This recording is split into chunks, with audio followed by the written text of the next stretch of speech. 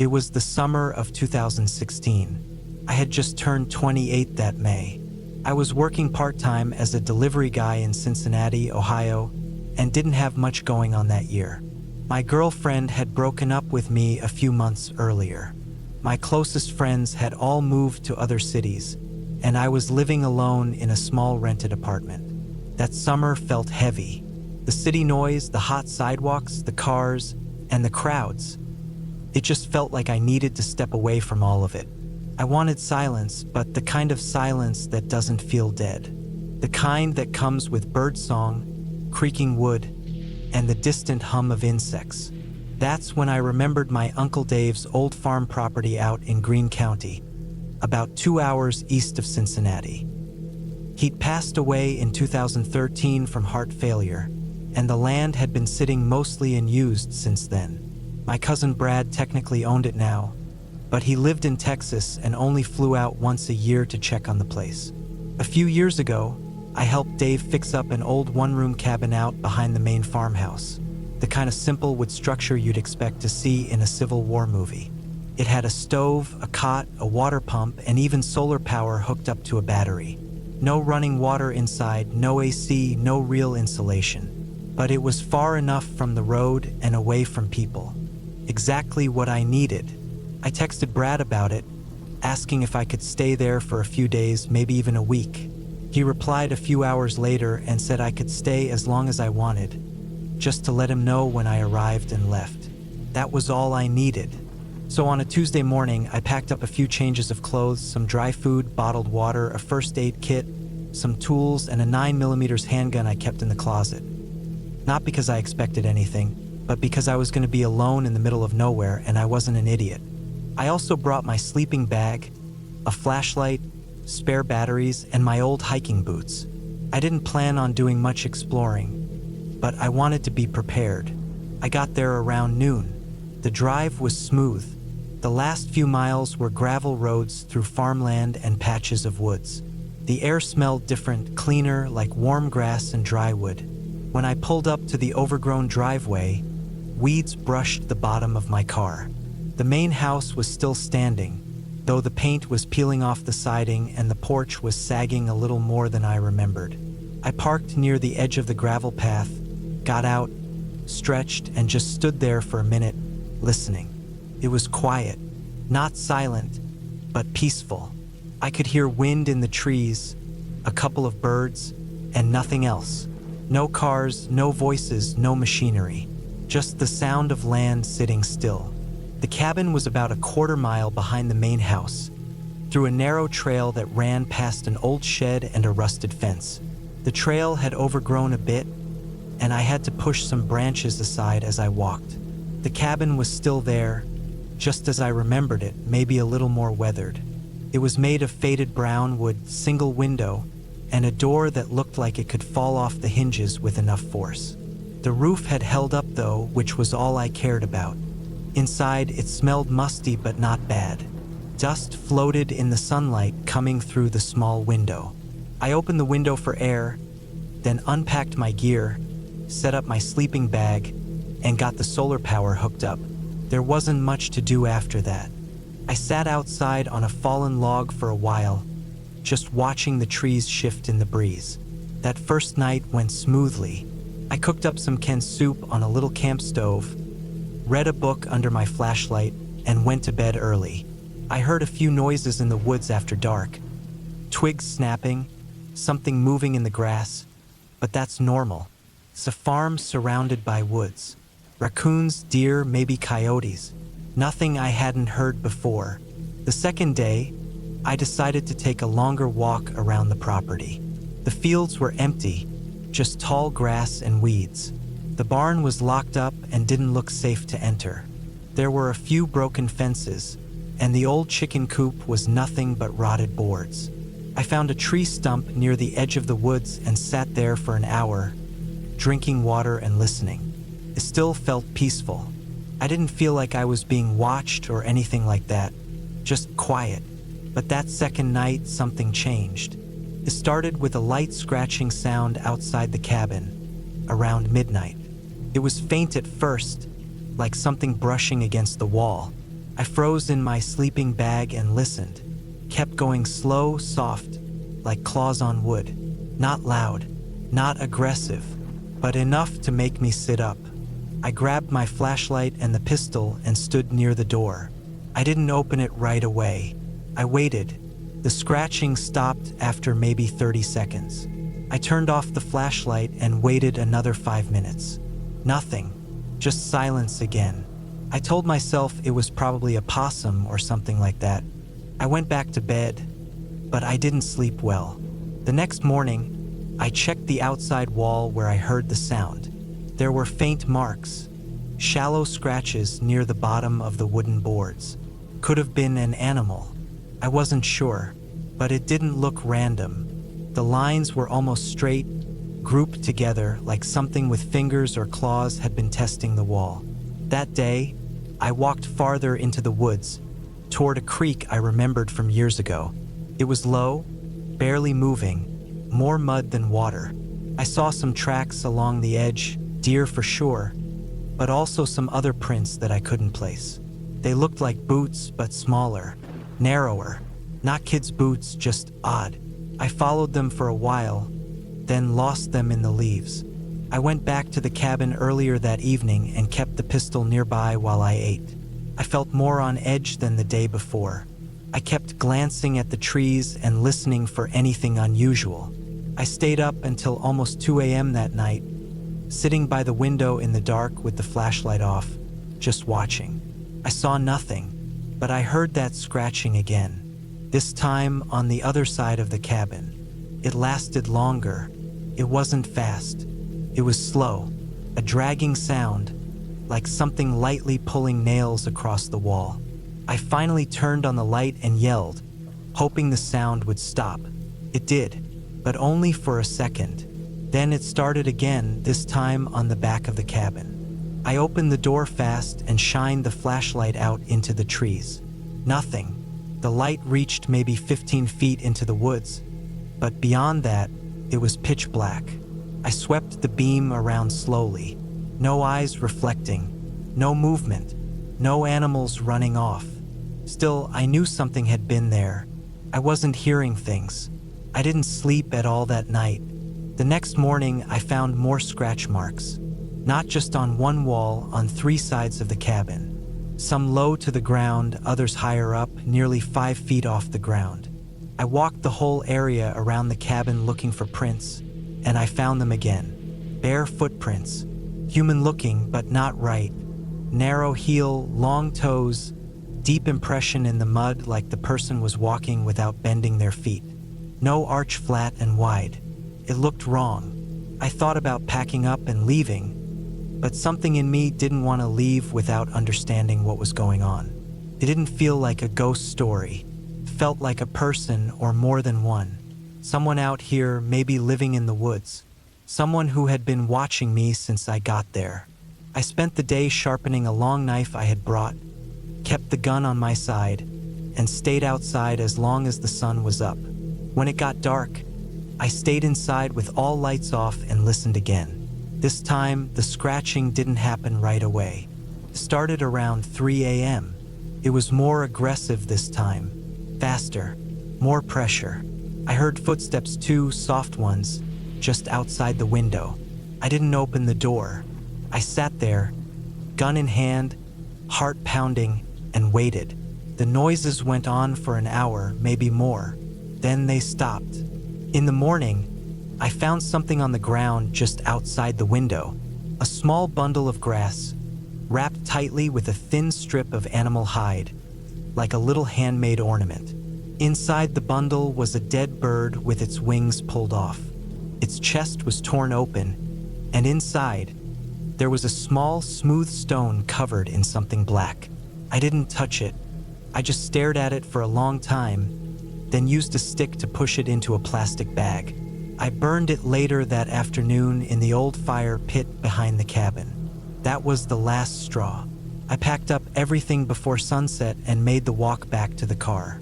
The whole time, I felt like I was being watched, not just from one direction, from all around, like whoever or whatever had been out there wasn't following me anymore. It was surrounding me. When I got to the car, I tossed everything in the back, started the engine, and got the hell out of there. On the drive back, I kept checking the rearview mirror. Not because I thought anything was behind me, but because I felt like I had left something unfinished. Like that place still had its eyes on me, even miles away. I never went back to that cabin. I never told Brad either. I didn't want to sound crazy, but I still think about it. I think about the scratch marks, the footprints, the dead bird, and the noises. It wasn't a ghost. It wasn't magic. It was something real. A person or group of people living out there watching anyone who came close. Maybe protecting something. Maybe just toying with me. Whatever it was, it knew I was alone. It knew I was vulnerable. And it wanted me to know that I wasn't welcome. I've stayed in a lot of remote places since then. Forests, lakesides, even a mountain trail. But I've never felt that same pressure again. That feeling of being studied. That old farm cabin, it wasn't haunted. It was just occupied. And I was lucky to get out.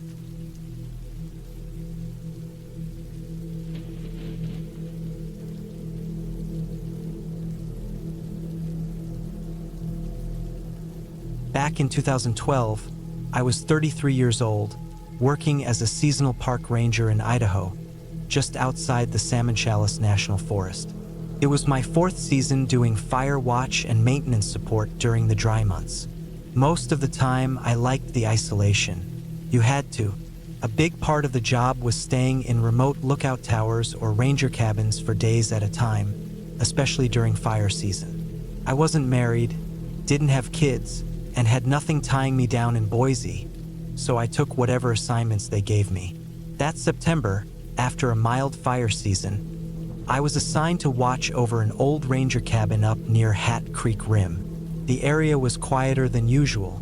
Lightning storms had come early that year, and most of the fire risk had passed. They needed someone up there just to make sure the tower was secure, clean up debris around the trails, and make sure the radio relay stayed functional in case hunters came through during elk season. It was mostly babysitting a building in the woods. The cabin wasn't a tower, more of a base camp. It sat in a small clearing a couple miles from the trailhead, surrounded by thick pines and sloped granite. There was an old fire tower nearby, up the ridge about a quarter mile, but it hadn't been used in a while. People didn't like climbing it anymore. Too unstable.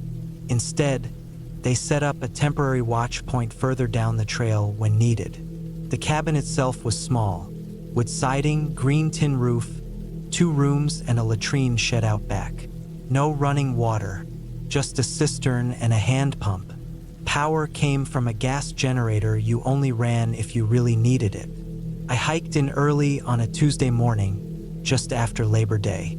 Weather was turning colder at night, but the days were still dry and warm. Perfect conditions for trail maintenance. I brought my food, a few jugs of water, a sleeping bag, a .357 revolver for bear deterrent, and my old hiking radio that worked when the main set was down. They said I'd only be up there for 5 nights. Easy. I'd done worse. The hike in was uneventful. Just me, the trail, and a quiet forest that felt like it was holding its breath. I don't know how else to put it. That place had a silence that didn't feel like peace. Felt more like everything was listening. No wind, no birds even. I figured it was the time of day or the season. Sometimes things got still that time of year. When I reached the cabin, I did the usual sweep, checked the windows, the roof, the old generator out back. Inside, it smelled like dry wood and old kerosene. There was a bunk, a metal table with chipped paint, and a storage locker full of dusty manuals, tools, and a rusted hatchet. It looked like nobody had stayed there since early summer, but everything seemed intact. The first night was fine. I made a small fire in the pit out front, cooked a can of stew, and read one of the old paperback westerns I brought. When it got too dark to see, I turned on my headlamp and got into my sleeping bag on the bunk. There were a few thuds from the trees, like branches falling, but nothing unusual. The forest talks at night. You get used to it. It was the second day things started to feel off. I was out clearing brush along one of the lower trails when I noticed something strange. A small pile of rocks near the edge of the path, stacked neatly like a little cairn. That in itself wasn't weird. Hikers leave them all the time, but this one was fresh. No moss, no weathering. And it was balanced too well, like someone had taken their time with it that morning. I didn't touch it. I just walked past it and finished the loop. But later, when I came back the same way, the rocks were gone. Not knocked over, gone. Like someone had taken them. That night, I kept the generator off and used a lantern inside. I didn't sleep as easily. There was a scratchy noise outside the back wall a few hours after dark. Not a clawing, just like something brushing along the wood. A branch, maybe, but the trees didn't grow that close. I held still and listened for a long time, but it didn't come back. The third morning, I found something near the shed that made my skin crawl. Bootprints. Not mine. These were wider and deeper, and the tread was wrong. Mine had the Vibram sole from my Loa boots. These looked older, almost flat in spots like worn leather soles, but they were fresh. Sharp edges, clear toes. I knelt down and touched the dirt, still soft. Somebody had been walking behind the cabin during the night. I scanned the woods for movement but saw nothing. I walked out past the tree line, shouting to scare off any animals, then made a slow circle around the clearing. Nothing. No sounds. No movement. Just trees and silence. I didn't have cell service up there, and the main radio didn't pick up anything that morning. I tried the backup handheld. Got static and then a burst of audio, some garbled voice like a weather report, but it cut out fast. I gave up and went back to my duties, but I couldn't shake the feeling of being watched. That evening, I made a fire again. Not for food, just to feel normal. I kept the pistol close. I didn't want to admit it, but I was spooked. The air felt heavy. Every shadow seemed to stretch too far. I heard movement just before midnight. Soft steps on dry grass. Not an animal. Too even. Too slow. I sat up in the bunk, heart pounding, and reached for the revolver. I didn't turn on the light, just listened. The steps moved from the side of the cabin to the front, then stopped. I stared at the door, didn't breathe. 5 seconds passed, 10. Then I heard it, barely a whisper of sound, the latch on the shed creaking open. I bolted up, yanked on my boots, and ran out the front door with the gun drawn. The fire had gone out. I could barely see, just outlines in the dark. I went toward the shed, expecting to find it open, but it was closed tight, padlock still on. I shined my flashlight around the clearing. Nothing. No prints. No movement, but I knew someone had been there. I could feel it in my gut. The next day, I hiked down to the ridge to get signal and tried calling base. No answer. I left a message, said I needed someone to check in.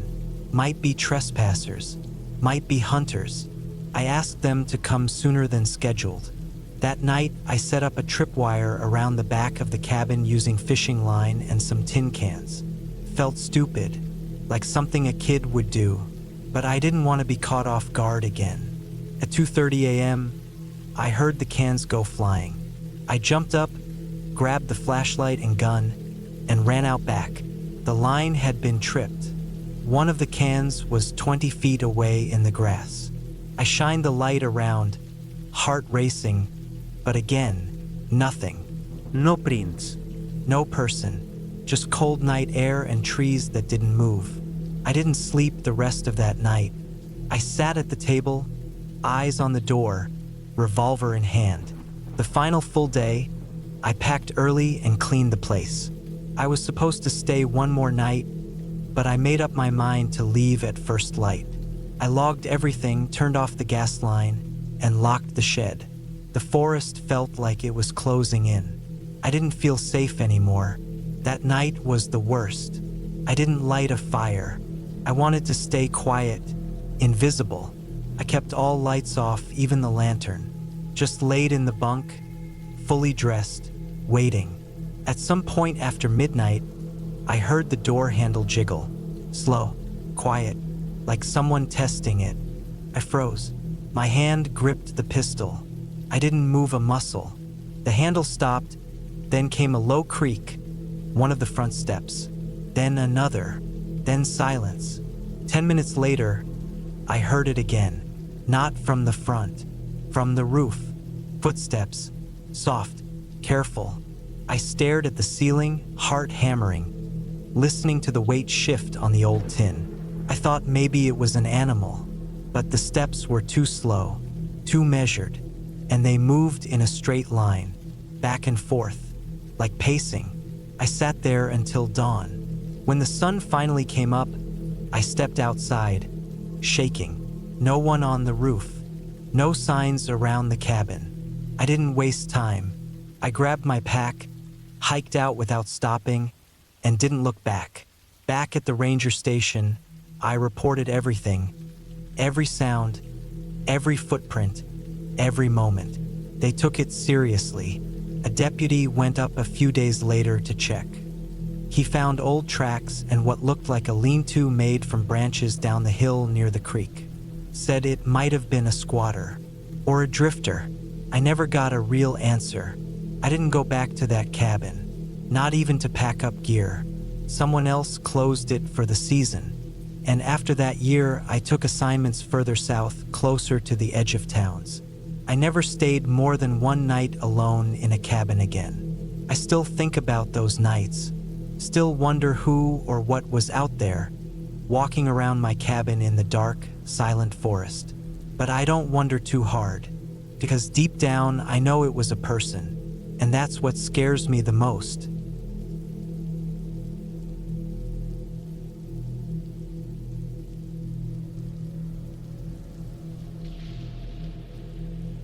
It was late October 2013. I was 27 back then, living in Columbus, Ohio, and working part-time doing maintenance for a property management company.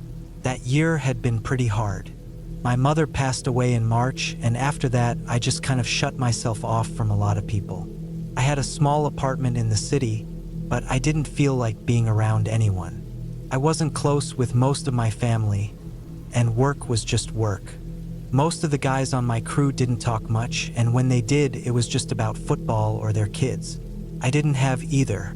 So that fall, when my boss told me about this old place near Somerville, maybe an hour and a half southwest of Columbus, I didn't mind going out to check it out alone. It was this weird property, an old cabin, built probably in the early 1900s, and sitting right next to a fenced-in cemetery that was no longer maintained.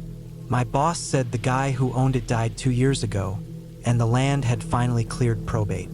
We were supposed to get it ready for sale or maybe for demolition, depending on how bad the structure was. I was supposed to spend a couple days there, do a walkthrough, take photos, check for black mold, cracked foundation, roof leaks, all that. It was just one of those jobs you knock out solo when you want quiet. And that's all I really wanted.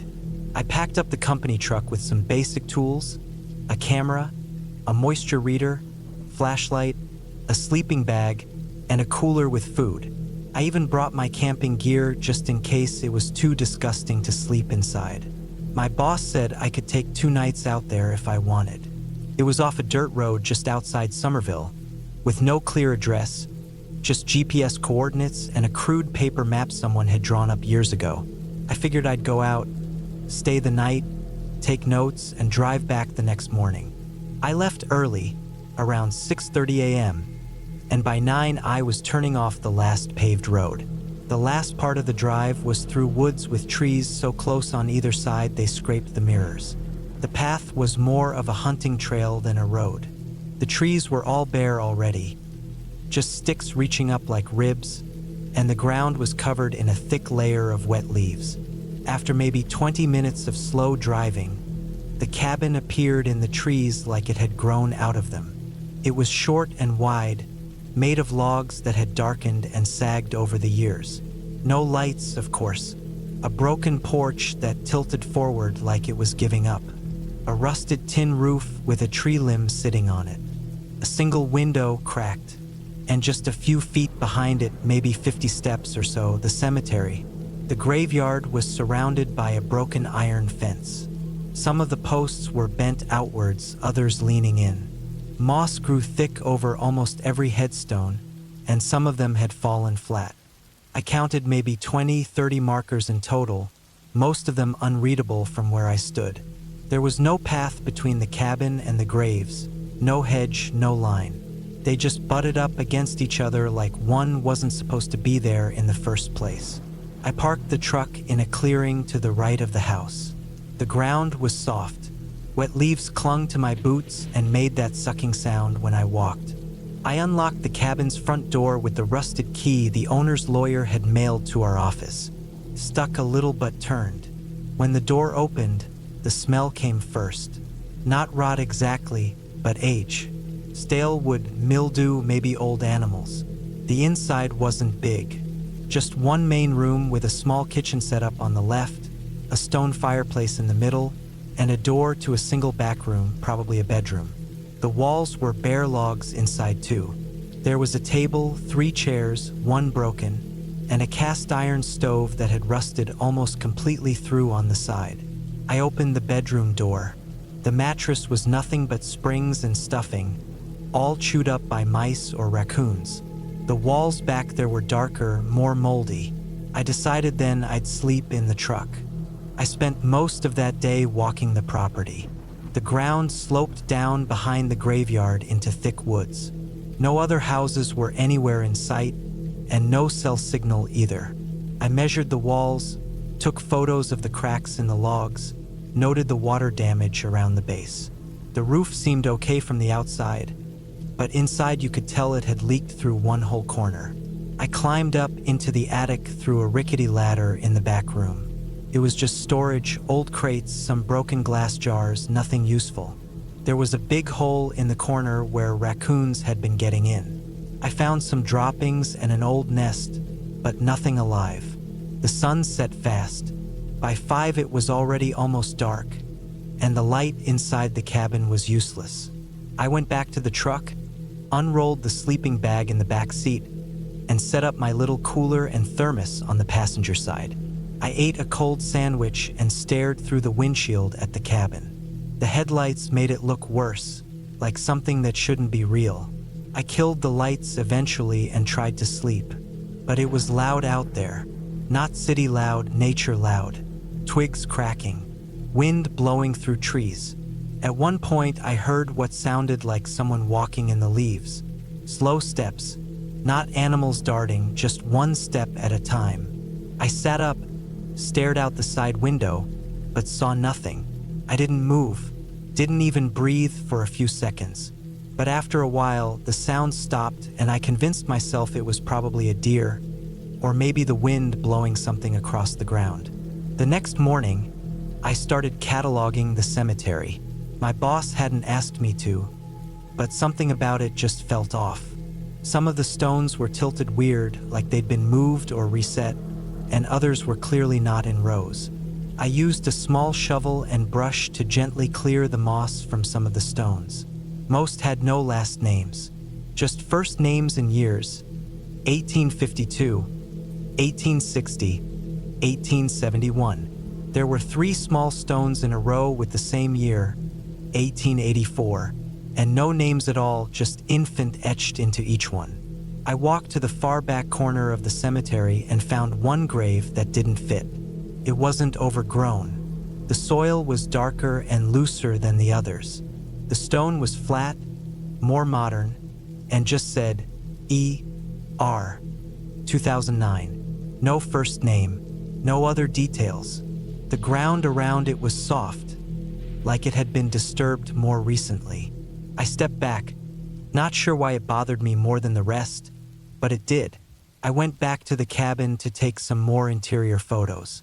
When I pushed open the front door again, something had changed. A chair had moved. The broken one by the fireplace. It had been leaning on its side when I left. Now it was upright. I hadn't touched it.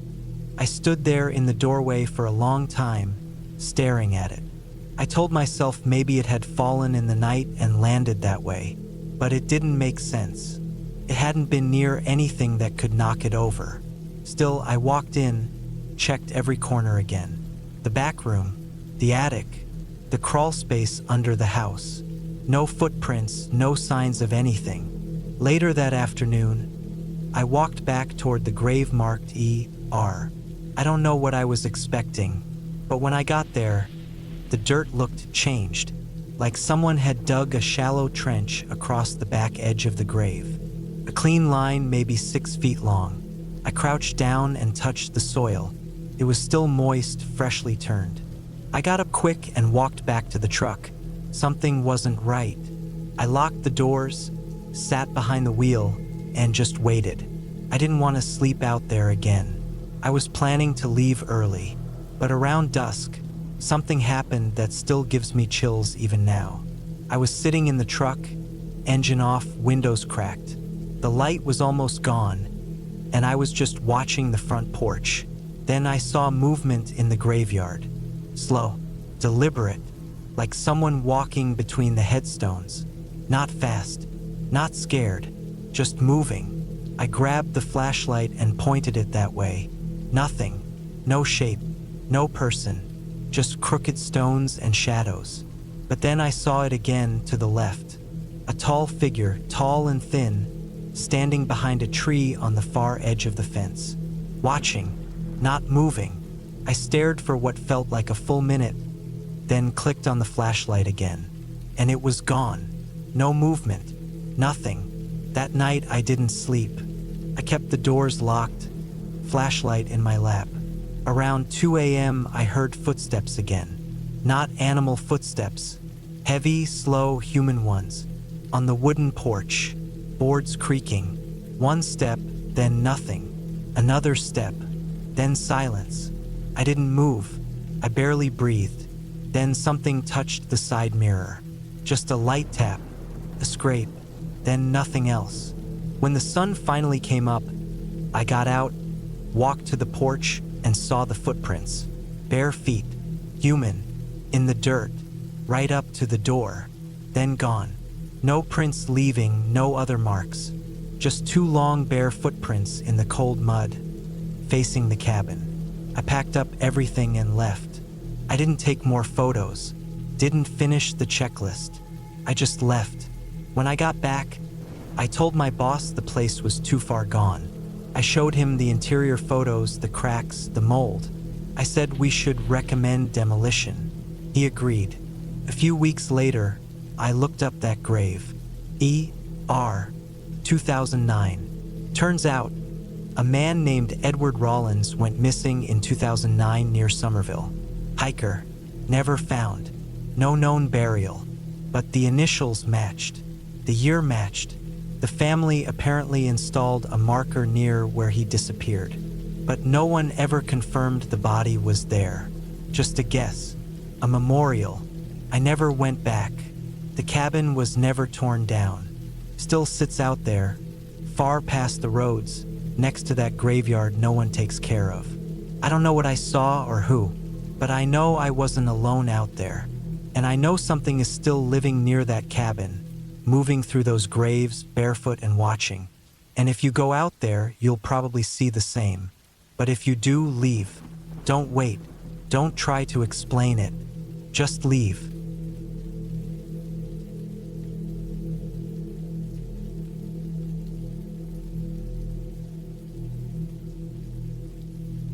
My name's Darren. I was 36 when this happened.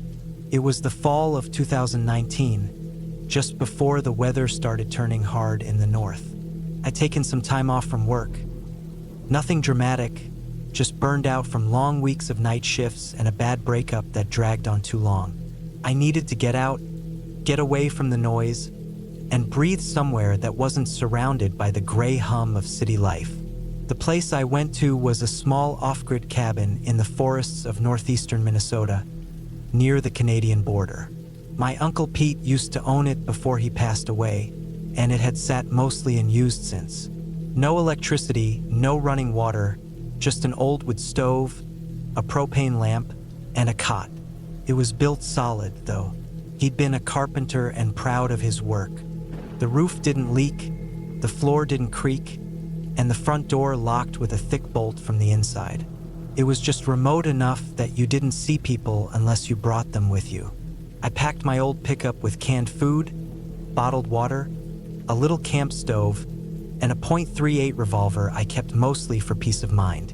I wasn't expecting trouble, but there were wolves and black bears in that part of the state. Plus, the road that led up to the cabin got rough once you passed the last gravel fork, and if you broke down or got stuck, you were on your own. Took most of the day to get up there. I got to the edge of the tree line just before dusk and walked the last quarter mile with my gear strapped to my back. The cabin looked just like I remembered it. Weathered gray siding, small front porch, a rusted axe leaned against the woodpile. The air smelled like pine and damp moss.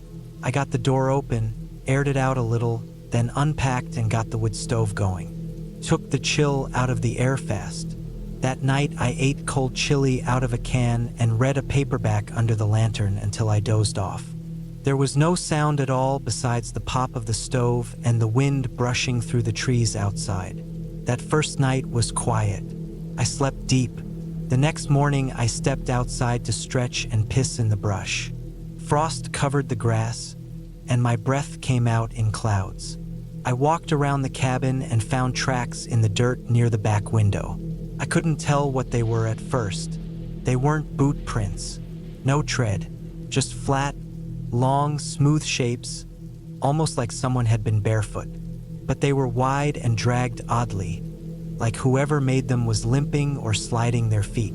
I told myself they were probably from a deer or even a bear that had walked close. Maybe the shape looked strange because the dirt was soft from rain earlier in the week. Still, it made me uneasy.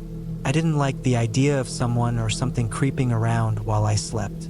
I spent that day chopping firewood, fixing up the old latrine behind the cabin, and checking the water barrel that had tipped over from the wind. I tried to stay busy. There was no cell service out there and no radio signal either. By mid-afternoon, the sun dropped behind the trees, and I was back inside with the stove going strong. That night, I woke up around 2 a.m. to a sound I couldn't place right away. It wasn't loud, just sharp and sudden, like something knocking against the wall outside. I froze in my cot and held my breath. Then it happened again. One thump, then silence. I sat up and reached for my flashlight. The stove had gone low, and the cold made my skin tighten. I waited for a while before getting up and quietly slipping on my boots. I moved to the front door and pressed my ear against the wood. Nothing. No wind. No rustling. Just stillness. I slid the bolt and opened the door slowly. The porch creaked under my weight, but there was no one there. I stepped out with the flashlight and swept the beam across the yard, down toward the trees. Nothing moved. Then I noticed something strange near the edge of the brush. It looked like a pile of leaves that had been disturbed. Not scattered, but piled intentionally, like someone had raked them into a low mound. In the middle of nowhere. Night. I didn't go closer. I stood there for a long time with the cold biting my fingers, then stepped back into the cabin and locked the door again. I didn't sleep the rest of the night. In the morning, I checked the spot again. The pile was still there, just leaves. Nothing under them, no signs of digging, no trash. But I knew that area had been bare the day before. Something had changed. I started to get that gnawing feeling in the back of my neck. That instinct that something wasn't right, that someone else might be out here, watching. I decided to hike down to where I parked my truck. It was hidden off the side of the old dirt road, under a tarp. Nothing had been touched, but on my way back to the cabin I saw something new. Threadbare fabric tied to a low branch. It was tan or gray, could have been from a coat or shirt. It looked old, sun-bleached and stiff. It wasn't snagged. It was tied. A short, frayed knot. Too intentional to be random. I stayed sharp after that. Kept the gun loaded even inside. Every night I listened. I stopped going far from the cabin during the day. Just small chores, then back in before sundown. I kept the lantern low, the noise minimal. One morning, I stepped outside and found boot prints on the porch. Not mine. They were smaller than mine, more narrow, fresh, maybe even from the night before. They stopped right at the front door, then turned and walked back into the woods. I followed them for a little while, maybe 50 yards, then lost them in the brush.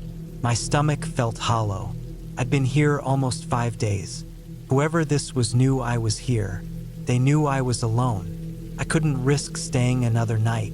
I packed everything I could in 20 minutes. Stove, water, the remaining cans, lantern, and sleeping bag. I didn't care about leaving firewood or whatever scraps behind. I had to get out. As I was locking the door behind me, I looked out across the clearing and saw movement. Just a shape between two trees. Too far to see clearly, but tall, thin, wearing something loose. They weren't walking. They were just standing, watching me. I didn't wait. I bolted down the path toward the truck, nearly tripped twice, heart racing the whole way. I didn't look back until I was inside and had the engine running. I tore the tarp off, threw it in the bed, and reversed onto the trail. The dirt road was rougher than I remembered.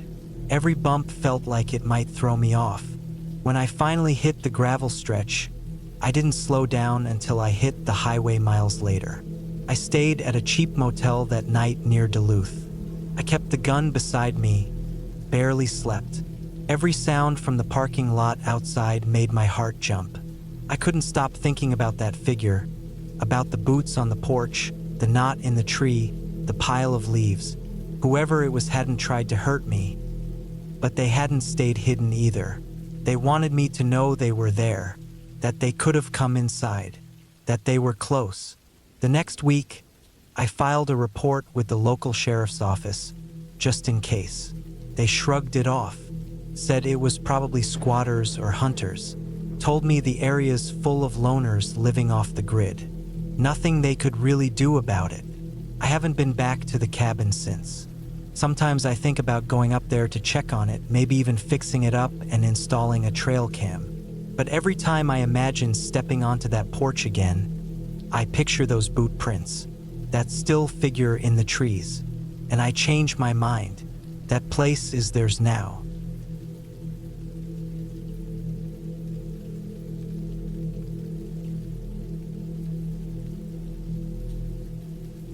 It was early October of 2016 when I decided to spend a week alone up in northern Idaho, just outside of Wallace.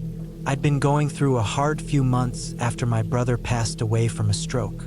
He was only 45, couldn't sleep much, couldn't eat right. People around me noticed I wasn't myself anymore. My boss gave me a week off and told me to go do something with it. So I packed my truck and drove north. I knew about this old hunting cabin my brother and I used to visit when we were younger.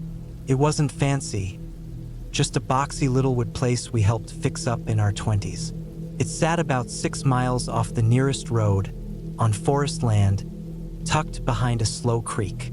The roof leaked in places and the windows were cracked, but it was real. There was no signal out there, no electricity, just a rusted out wood stove, 2 cots, and a latched wooden door that dragged when you opened it.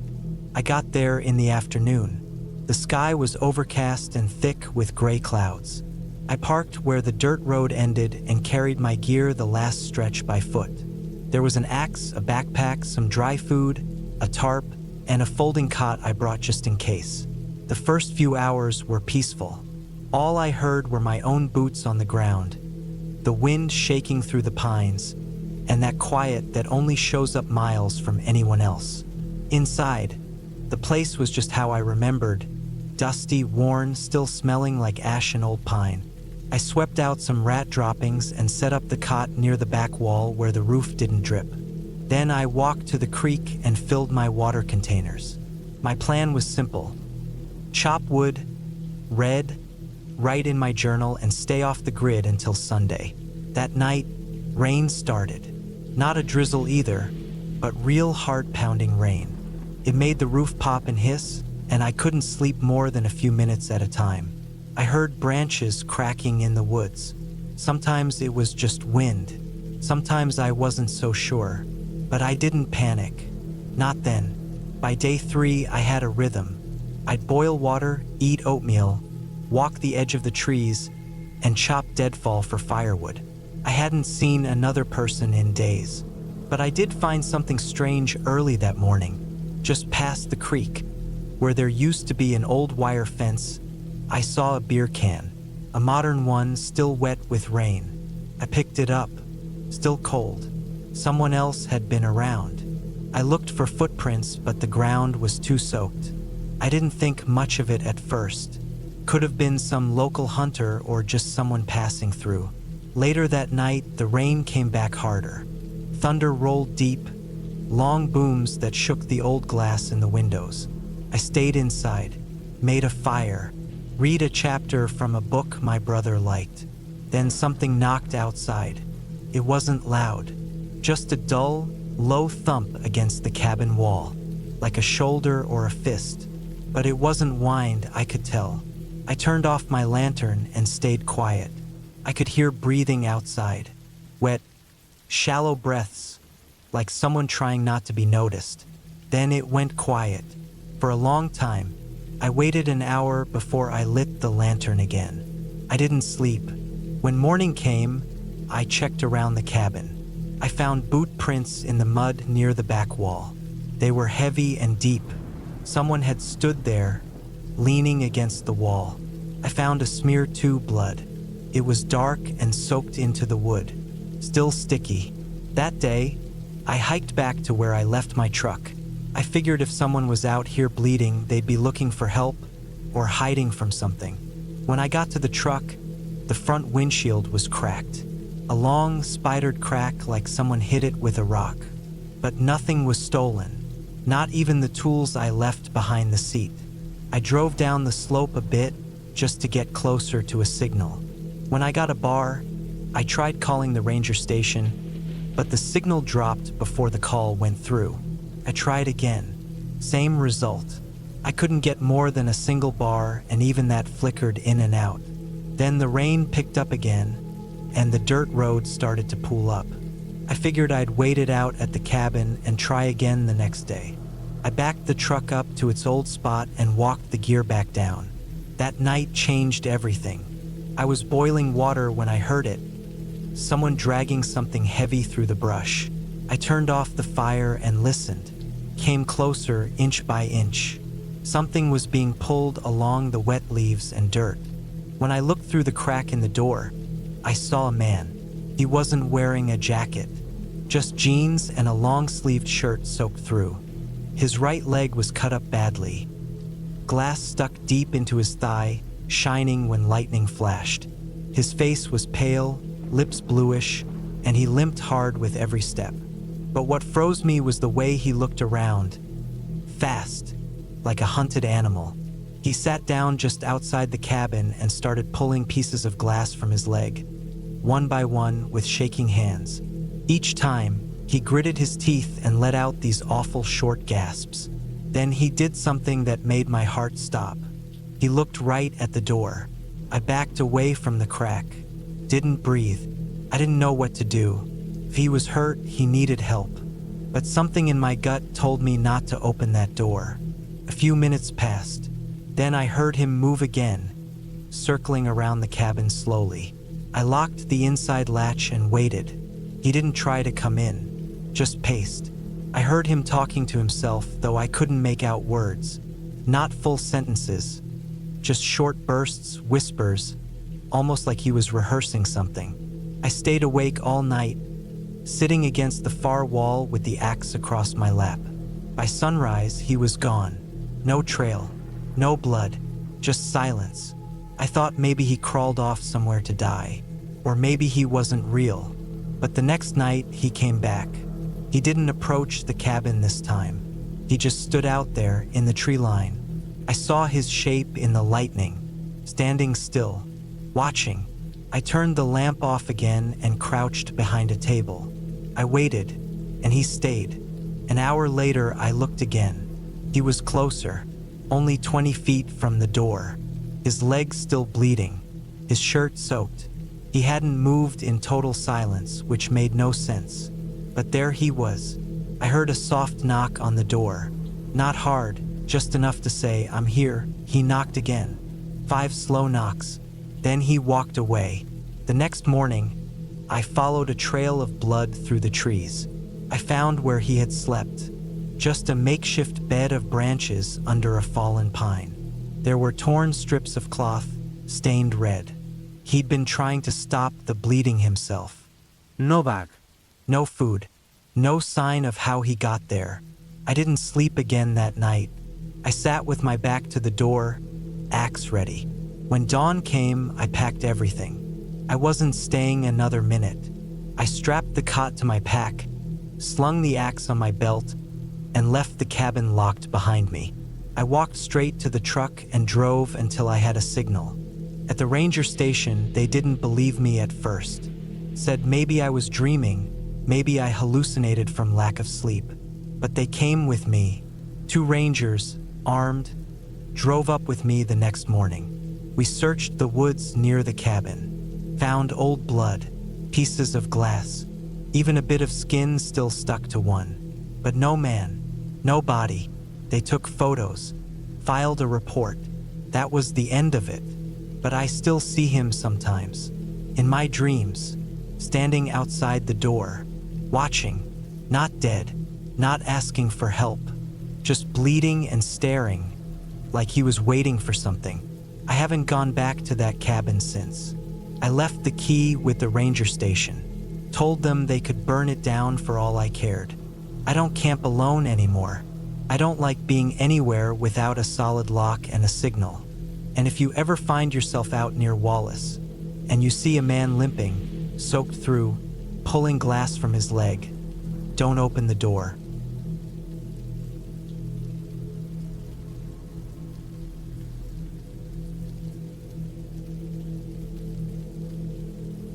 I was 32 that winter. It was early January 2017, and the cold had really started to settle over northern Montana.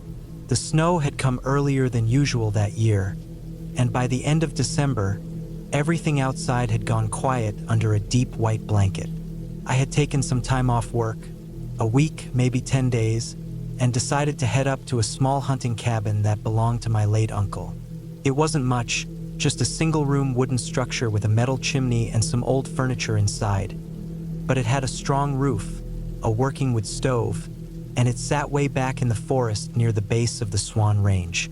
It was isolated, peaceful, and surrounded by nothing but woods, snow, and silence. I brought my dog along with me, a 6-year-old black Labrador named Buck. He had been with me through a lot, and I never went anywhere in the wild without him. Loyal, smart, quiet. He didn't bark at every little noise and never ran off. I trusted him more than I trusted most people. We loaded up my truck with supplies, including dry firewood, extra propane, canned food, a small radio, a .308 hunting rifle, and enough warm clothes to last me 2 weeks if I needed. I drove out from Kalispell early in the morning while the sky was still gray and the roads were slick from the night's frost. It took a good 2.5 hours, counting the last 5 miles where I had to drive real slow through an unmaintained trail, branches brushing the sides of my truck and snow crunching under the tires. By the time we pulled up to the cabin, I already had that familiar feeling in my chest, a mix of calm and caution that always comes when you know you're out somewhere far from help. The cabin hadn't been used in at least a year. I had been there before, maybe 3 or 4 times, but never alone and never in the dead of winter.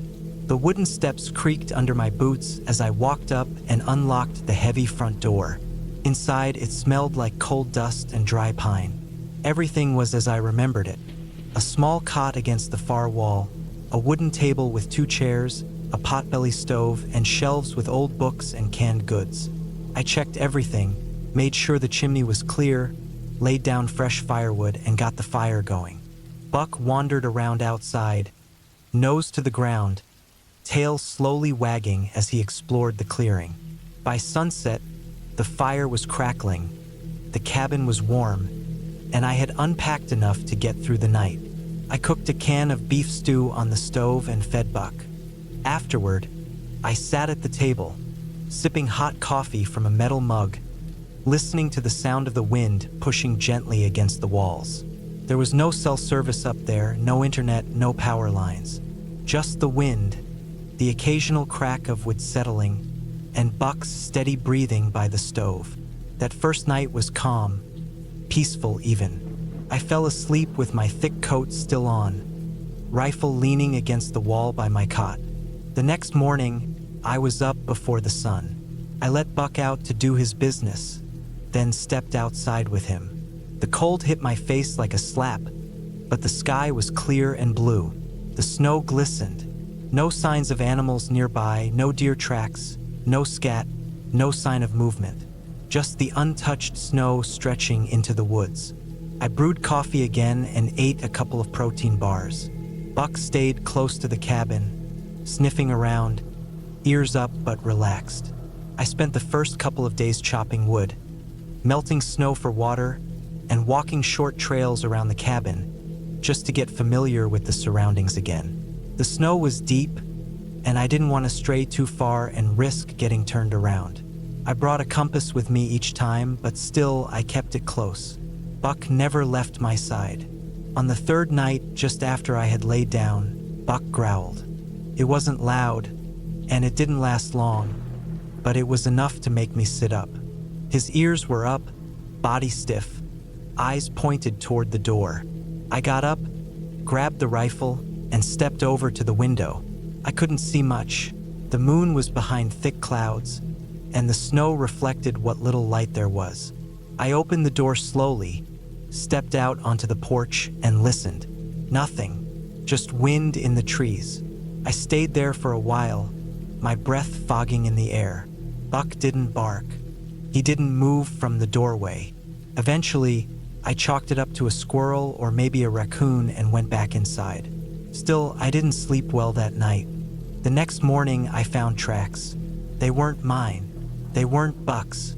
Just a single line of prints, spaced far apart, going from the treeline to the backside of the cabin. I followed them as far as I could. They disappeared into the woods, where the snow got deeper and the trail twisted out of sight. The prints weren't clear enough to make out what kind of boot it was, but it was definitely a boot. Human.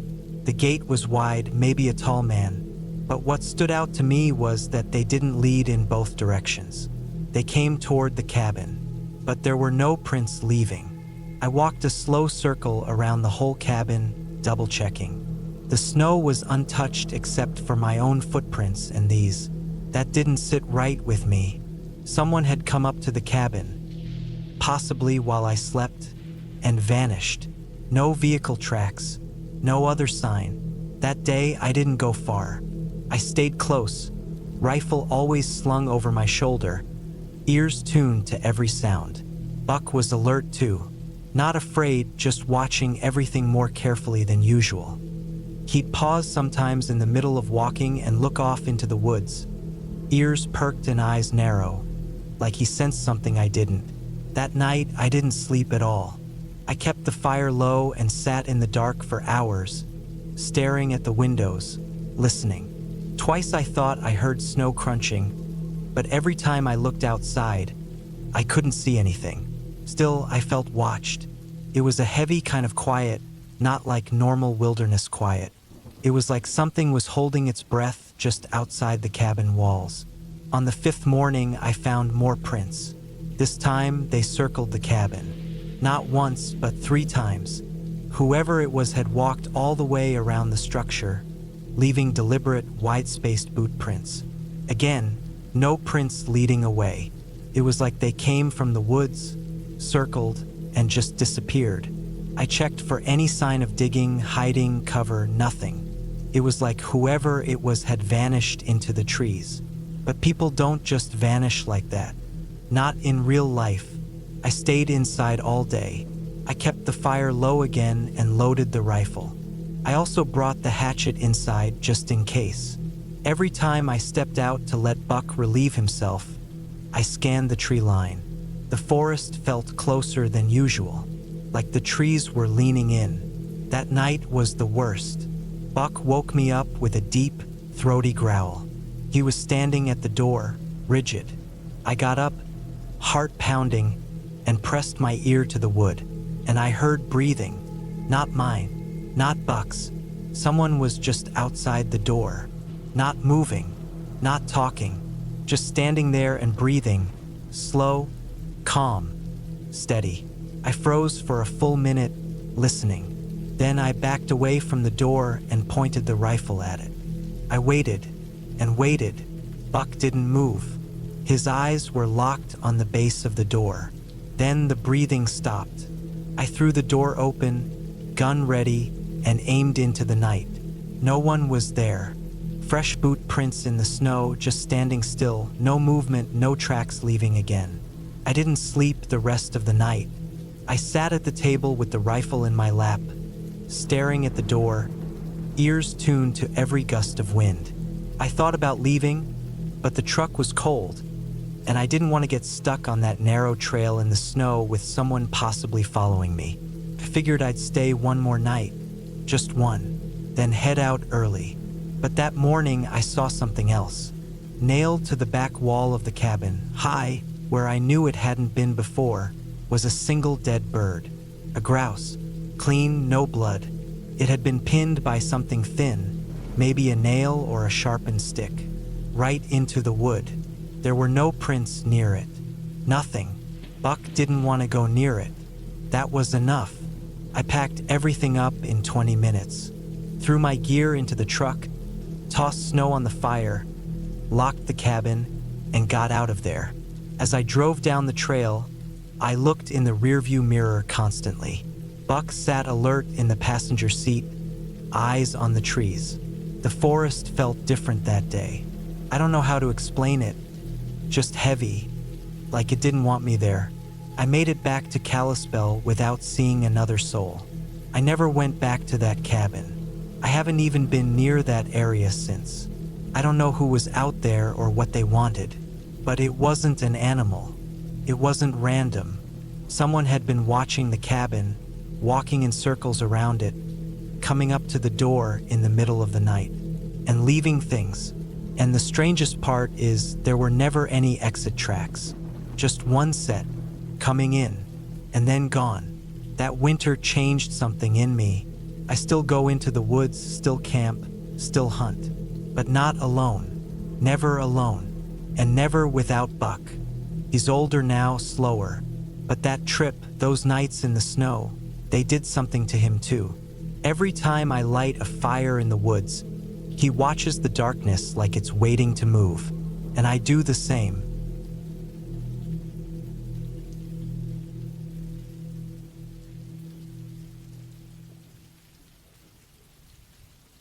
It was the second week of October, 2023, when I drove north into Minnesota alone.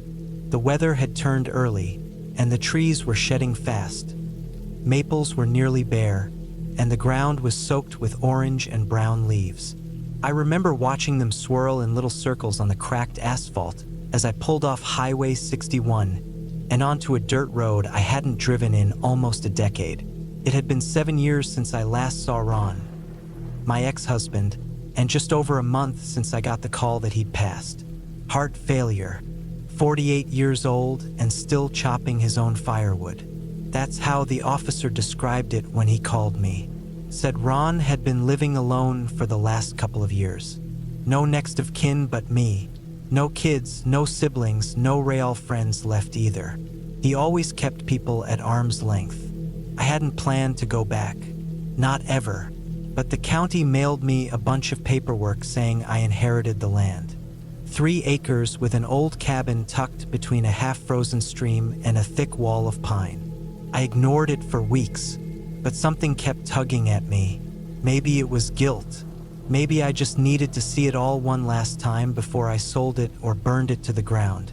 The road leading to the place was worse than I remembered. Deep ruts filled with muddy water. Branches leaning so low I had to drive with one hand swiping them off the windshield.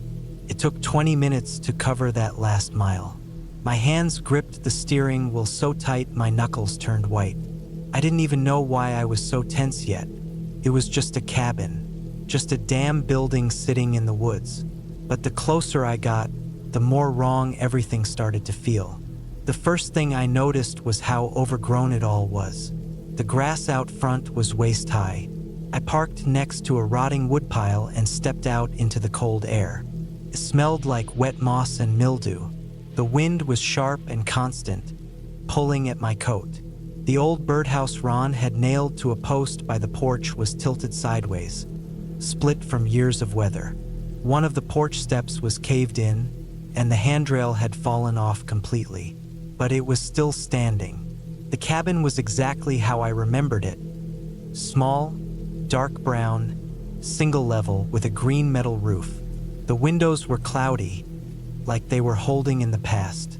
I dug the key out of the envelope the county had sent and walked up the steps slowly, avoiding the broken one. The door stuck a little but opened with a dry creak. The smell hit me right away. A sour mix of damp wood, mouse droppings, and old coffee grounds. Something in it made my stomach turn. Inside, it looked like Ron had just stopped living. The wood stove was cold, but there was a half-burnt log still inside it. A chipped coffee mug sat on the table, dry ring around the bottom. There was a flannel jacket thrown over the back of a chair and a pile of dirty dishes in the sink. He must have died just going about his day. Just dropped. I stared at that mug for a long time. We used to drink from the same ones when we lived here together. I started cleaning right away. I couldn't stand the clutter. I tossed out the old food, bagged up the garbage, and opened the windows for air, even though it made the place freezing. I found the bedding still on the mattress, same wool blanket we bought at the general store in town 15 years ago. His smell was still on it. I opened all the drawers in the kitchen, flipped through the few books left on the shelf. He'd left almost everything exactly how we had it. But there were new things too, weird things. Stacks of old newspapers with circles drawn in red pen. Little spiral notebooks filled with strange notes, numbers, names, street addresses. I didn't recognize any of it. One entry said something like, "Lights in the woods again. 3:14 a.m. Humming noise low to the ground." Another read, "Don't drink from the well? Sulfur?" I tossed those aside after a while. He always was obsessive. That was part of why we split up. It wasn't until the sun started to dip that I realized how bad the silence out there really was. There were no birds. No crickets. Just the wind slipping between trees and tapping against the cabin's walls. I lit a few candles and fired up the wood stove. The power had been shut off for who knows how long. My phone had no signal. That first night, I slept in the old bed fully clothed, knife under the pillow, dog at my feet. I should have mentioned I brought Milo, my lab. He's 7, good temperament, always alert but not aggressive. He stayed close to me that whole first day. I figured it was just the unfamiliar setting. But later that night, I woke to him growling low, steady. It was around 2 a.m. I sat up slowly and listened. Nothing at first.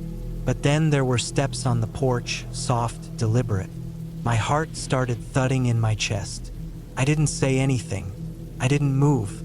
Milo growled again, ears up, hackles raised. The steps stopped just outside the door.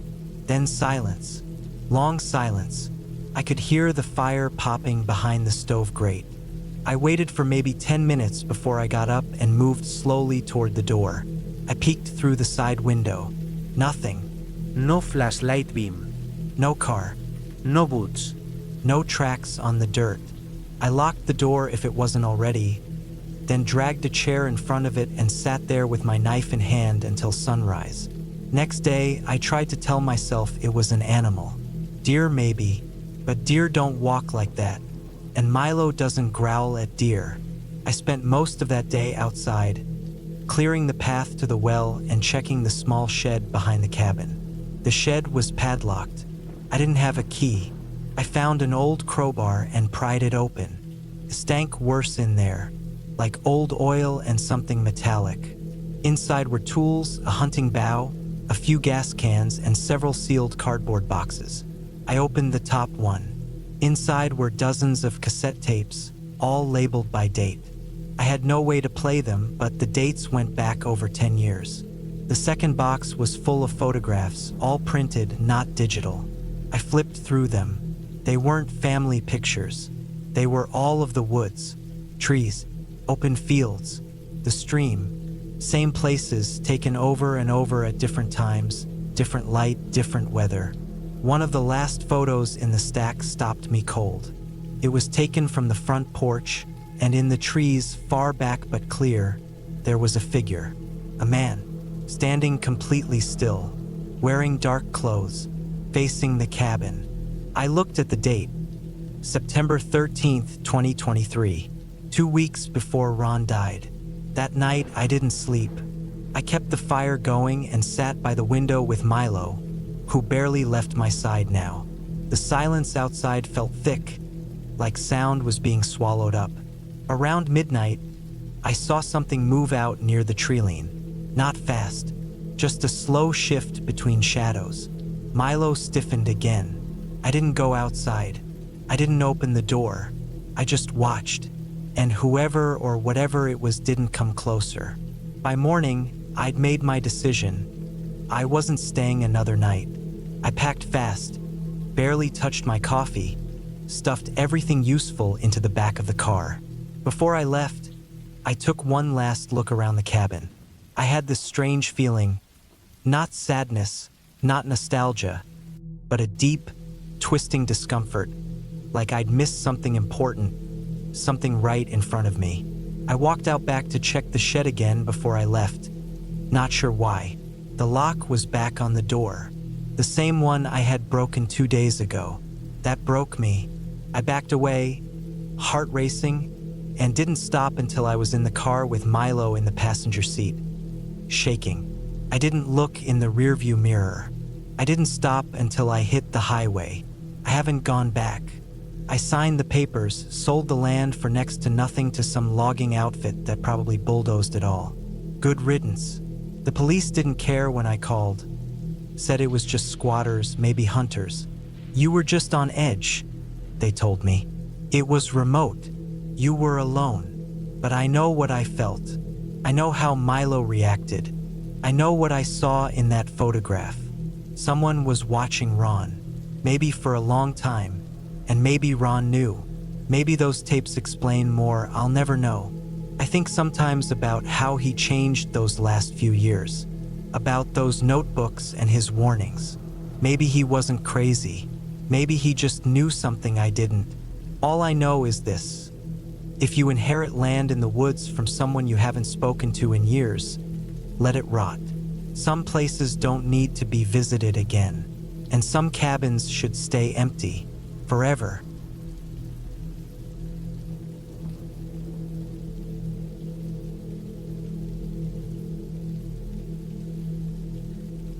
I was 32 when I decided to take a break from everything and spend a few weeks up north in a small cabin in Minnesota. It was late September of 2018. The air was just starting to cool, and the leaves had turned that mix of orange, red, and pale yellow that made the forest glow in the afternoons. I had been working too many hours at my job in Kansas City, and after my older brother passed away suddenly in a car accident the year before, something in me just wanted out for a while. I needed quiet. I needed the woods. The cabin wasn't anything special. A friend of mine from college had bought some land outside a small town called Winton, near the edge of Superior National Forest. He'd built the place with his uncle, just a plain one-room setup with a front porch, wood stove, and a cot. No electricity, no running water, just a hand pump outside and an outhouse about 30 yards off into the trees. He let me use it for free.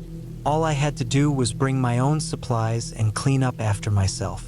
I packed my old Jeep Liberty with dry goods, some water jugs, sleeping gear, a propane stove, and enough books and notebooks to keep me busy. I also brought my .30-30 Marlin rifle, mainly for peace of mind. I'd grown up around guns and didn't think much about bringing one into the woods. Out there, you never knew when you might run into a bear, a coyote, or something worse. The first few days were peaceful. I fell into a rhythm. I'd get up with the sun, boil water for instant coffee, take short hikes, and spend most of the day reading, writing, or chopping firewood. The nights were colder than I expected, and the wind cut through the trees in long, low moans. But it was quiet, the kind of quiet I hadn't felt in years. No sirens, no traffic, no people shouting on their phones. Just the sound of the woods and my own thoughts. By the end of the first week, I started noticing small things that made me feel off, even if I didn't want to admit it at the time. One morning, I found the pump handle outside half unscrewed. I always locked it into place after use out of habit. I chalked it up to forgetting. Another afternoon, while I was hiking a trail I hadn't been on yet, I spotted something hanging from a birch tree. A rabbit's foot, dried and tied with twine. It was strange, but I figured maybe someone had put it there for trapping or luck. I left it alone, but by the 10th day, I wasn't sleeping well. I kept waking up in the middle of the night, thinking I'd heard something. Branches cracking, soft movement in the leaves. Could have been deer, I told myself, or raccoons. Still, I started keeping the rifle loaded next to my cot. On the 12th morning, I found footprints near the cabin. Not boot prints either. These were bare feet, long and narrow, maybe a size 11 or 12. The ground was damp from rain the night before, and the prints were fresh, not more than a few hours old. They circled around the cabin and then trailed off into the woods. I stared at them for a long time. My heart felt tight in my chest. I knew they weren't mine. I checked the Jeep. Everything inside was untouched. I looked through the cabin, then stood on the porch, scanning the trees. Nothing. I thought about leaving that day, but something about that idea made me feel worse. Like if I rushed out of there, I'd be leaving some part of myself behind. I told myself maybe it was just a hunter who got lost and wandered through. I didn't really believe it, but it was easier than accepting the alternative. That night, I didn't sleep. I stayed up with the rifle across my lap, listening to every shift in the wind, every groan of the trees. Around 2 in the morning, I thought I heard something brush against the far wall of the cabin. Something soft but deliberate, like the palm of a hand sliding across the wood. I didn't move. I didn't breathe.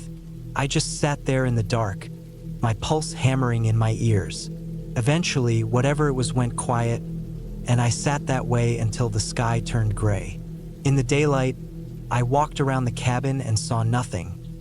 No marks, no prints, no broken branches. But I knew what I'd heard, and I couldn't keep pretending it was my imagination. I started keeping track of everything from that point forward. I logged the times I heard movement outside, the sounds that didn't belong, and the odd items I'd find. Rocks stacked on top of each other behind the outhouse. A piece of rusted wire twisted into a figure 8 and left on the porch railing. I even found a single torn page from a phone book left under my cot. My skin crawled when I realized it wasn't from any book I'd brought with me. On the 15th day, I hiked a bit deeper into the woods than usual, just trying to clear my head. That's when I found the shack. It was hidden behind a line of thick spruce trees, maybe a 20-minute walk northeast of my cabin. It was smaller than mine, barely more than a hunting blind, but built from old gray planks and metal scraps. The roof was sagging. A bucket lay overturned next to the door, and the windows were covered in black trash bags held up with duct tape. I didn't go inside. I didn't even step closer. I stood there, looking at it, feeling like I'd walked into someone else's nightmare.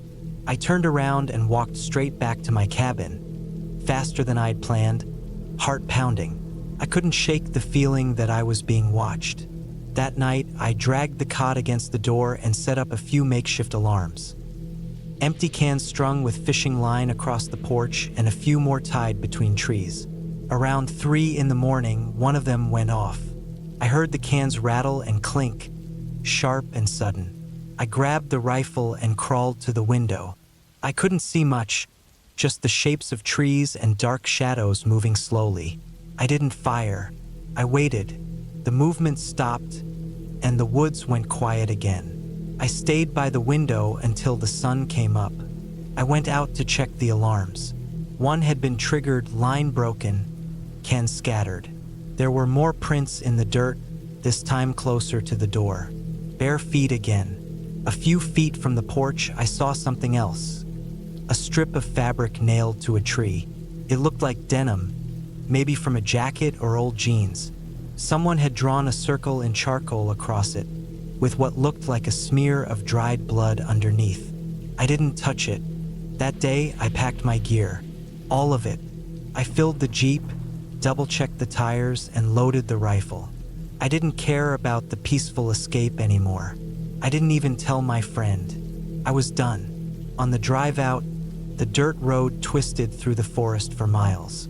Trees leaned close on either side, like they were hiding something behind them. I was about 2 miles from the main road when I saw the man. He was standing at the edge of the trees, maybe 20 feet off the trail. Tall, barefoot, shirtless. His face was mostly hidden by tangled black hair, and his skin was dirty like he'd been sleeping in the dirt. He didn't move. He just watched me pass. I didn't slow down. I didn't look back. I drove through the night, straight to Duluth, where I got a cheap motel and stayed for 2 nights. I didn't tell the police. I didn't tell anyone. What could I say? That I went to a cabin and a barefoot man watched me sleep for a week? It's been years now. I've never gone back to that part of Minnesota. I still get nervous camping anywhere too remote, even when it's a proper campsite, even when I'm not alone. Something changed in me after that trip. The woods don't feel the same anymore. They don't feel peaceful. Sometimes I think about that shack behind the trees and wonder who built it. I wonder how long they'd been living there. I wonder what they wanted. Or maybe they didn't want anything. Maybe they were just watching. But the thing I think about most is how many nights I slept in that cabin, thinking I was alone.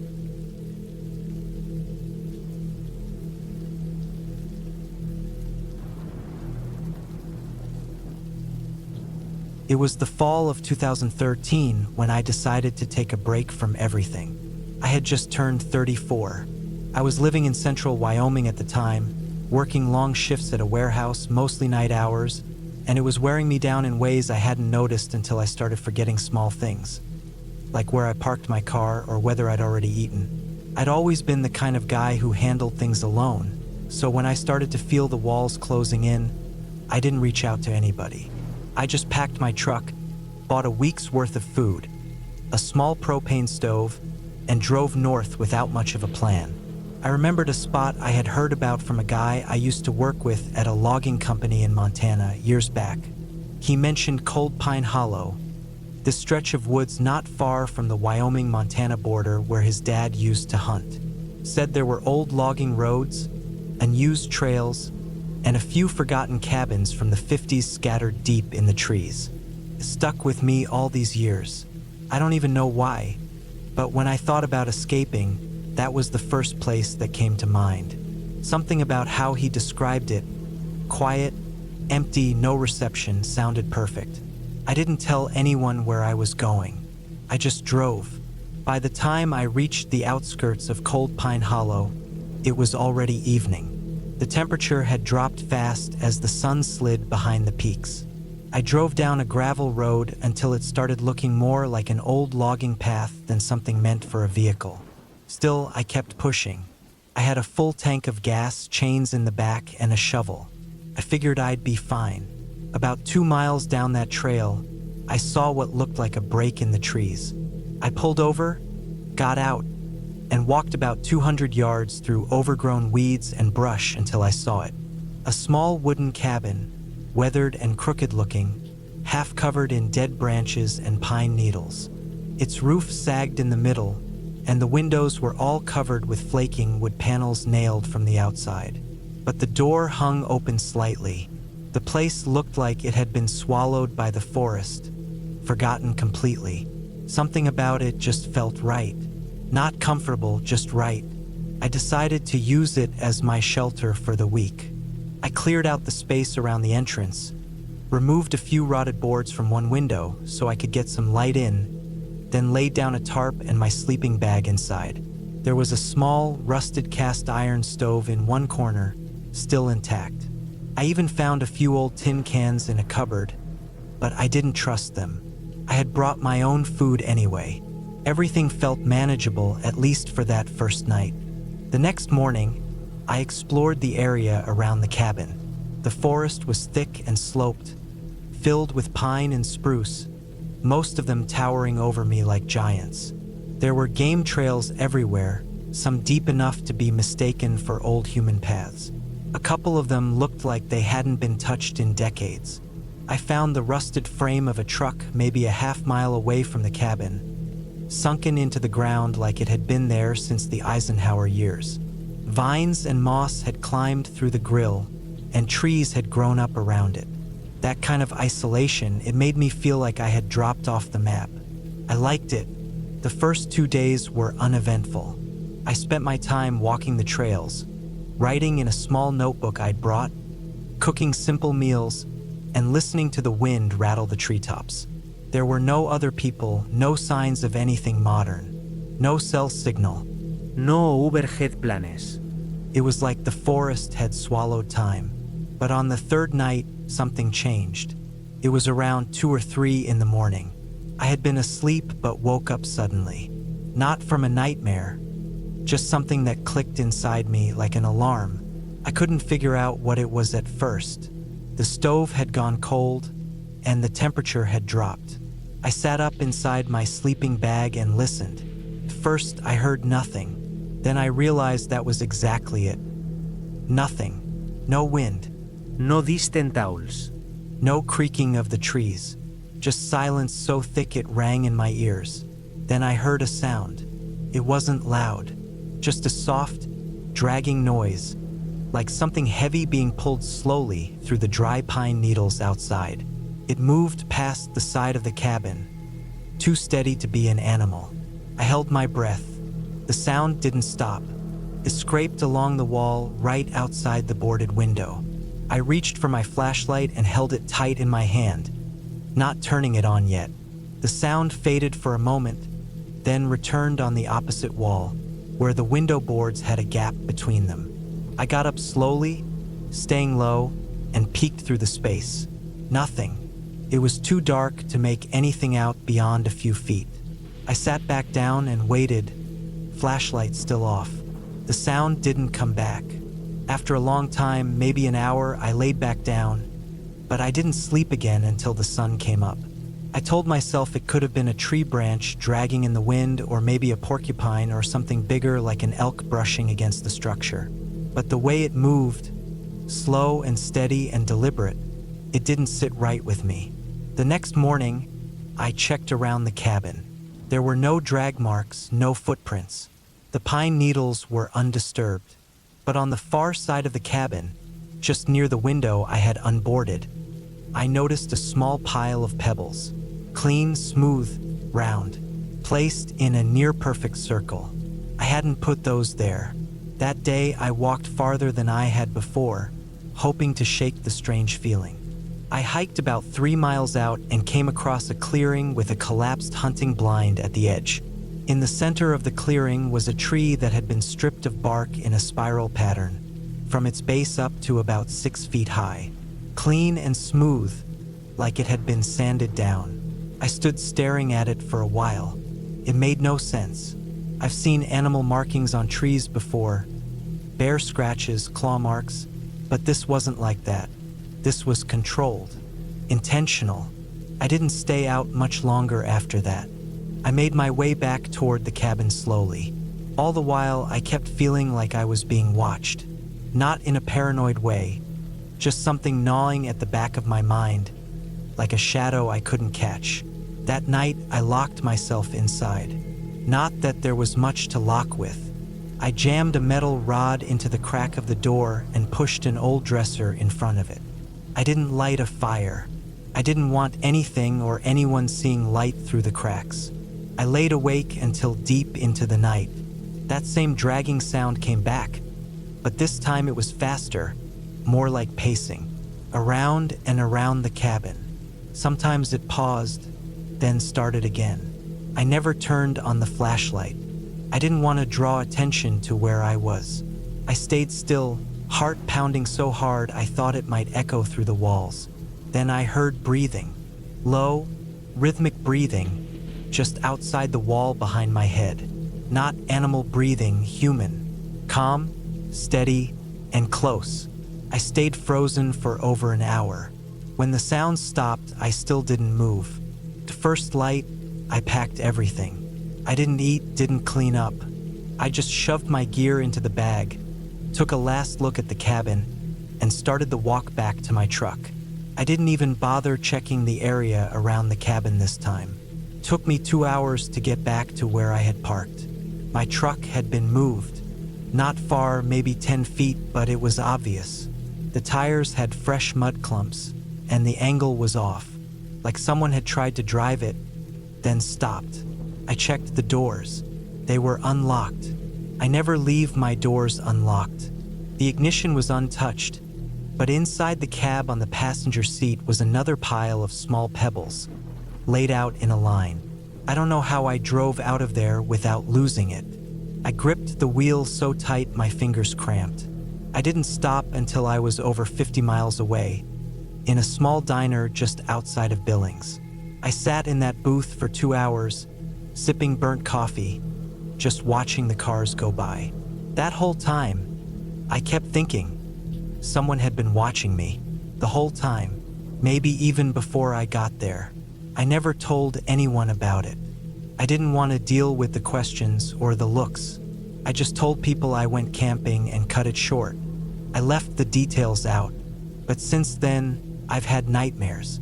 Not the kind with monsters or anything dramatic. Just quiet dreams where I'm back in that cabin, and I hear the breathing again. Calm, steady, human. And every time I wake up, I check my windows. I lock my doors 3 times. I stopped going into the woods. I sold my truck. I even moved to another state. But sometimes, on certain nights, I still wake up for no reason, sweating and listening. And I swear I can hear that dragging sound.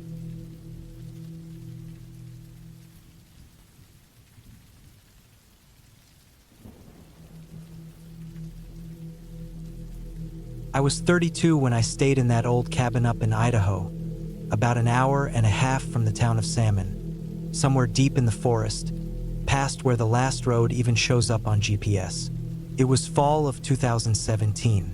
Leaves had started turning orange and yellow, and most tourists had already left the trails behind for the year. I had taken time off work, just wanted to be alone. I was living in Boise back then, working a security job at a warehouse. 12-hour shifts, 6 days a week. Needed a break before I broke.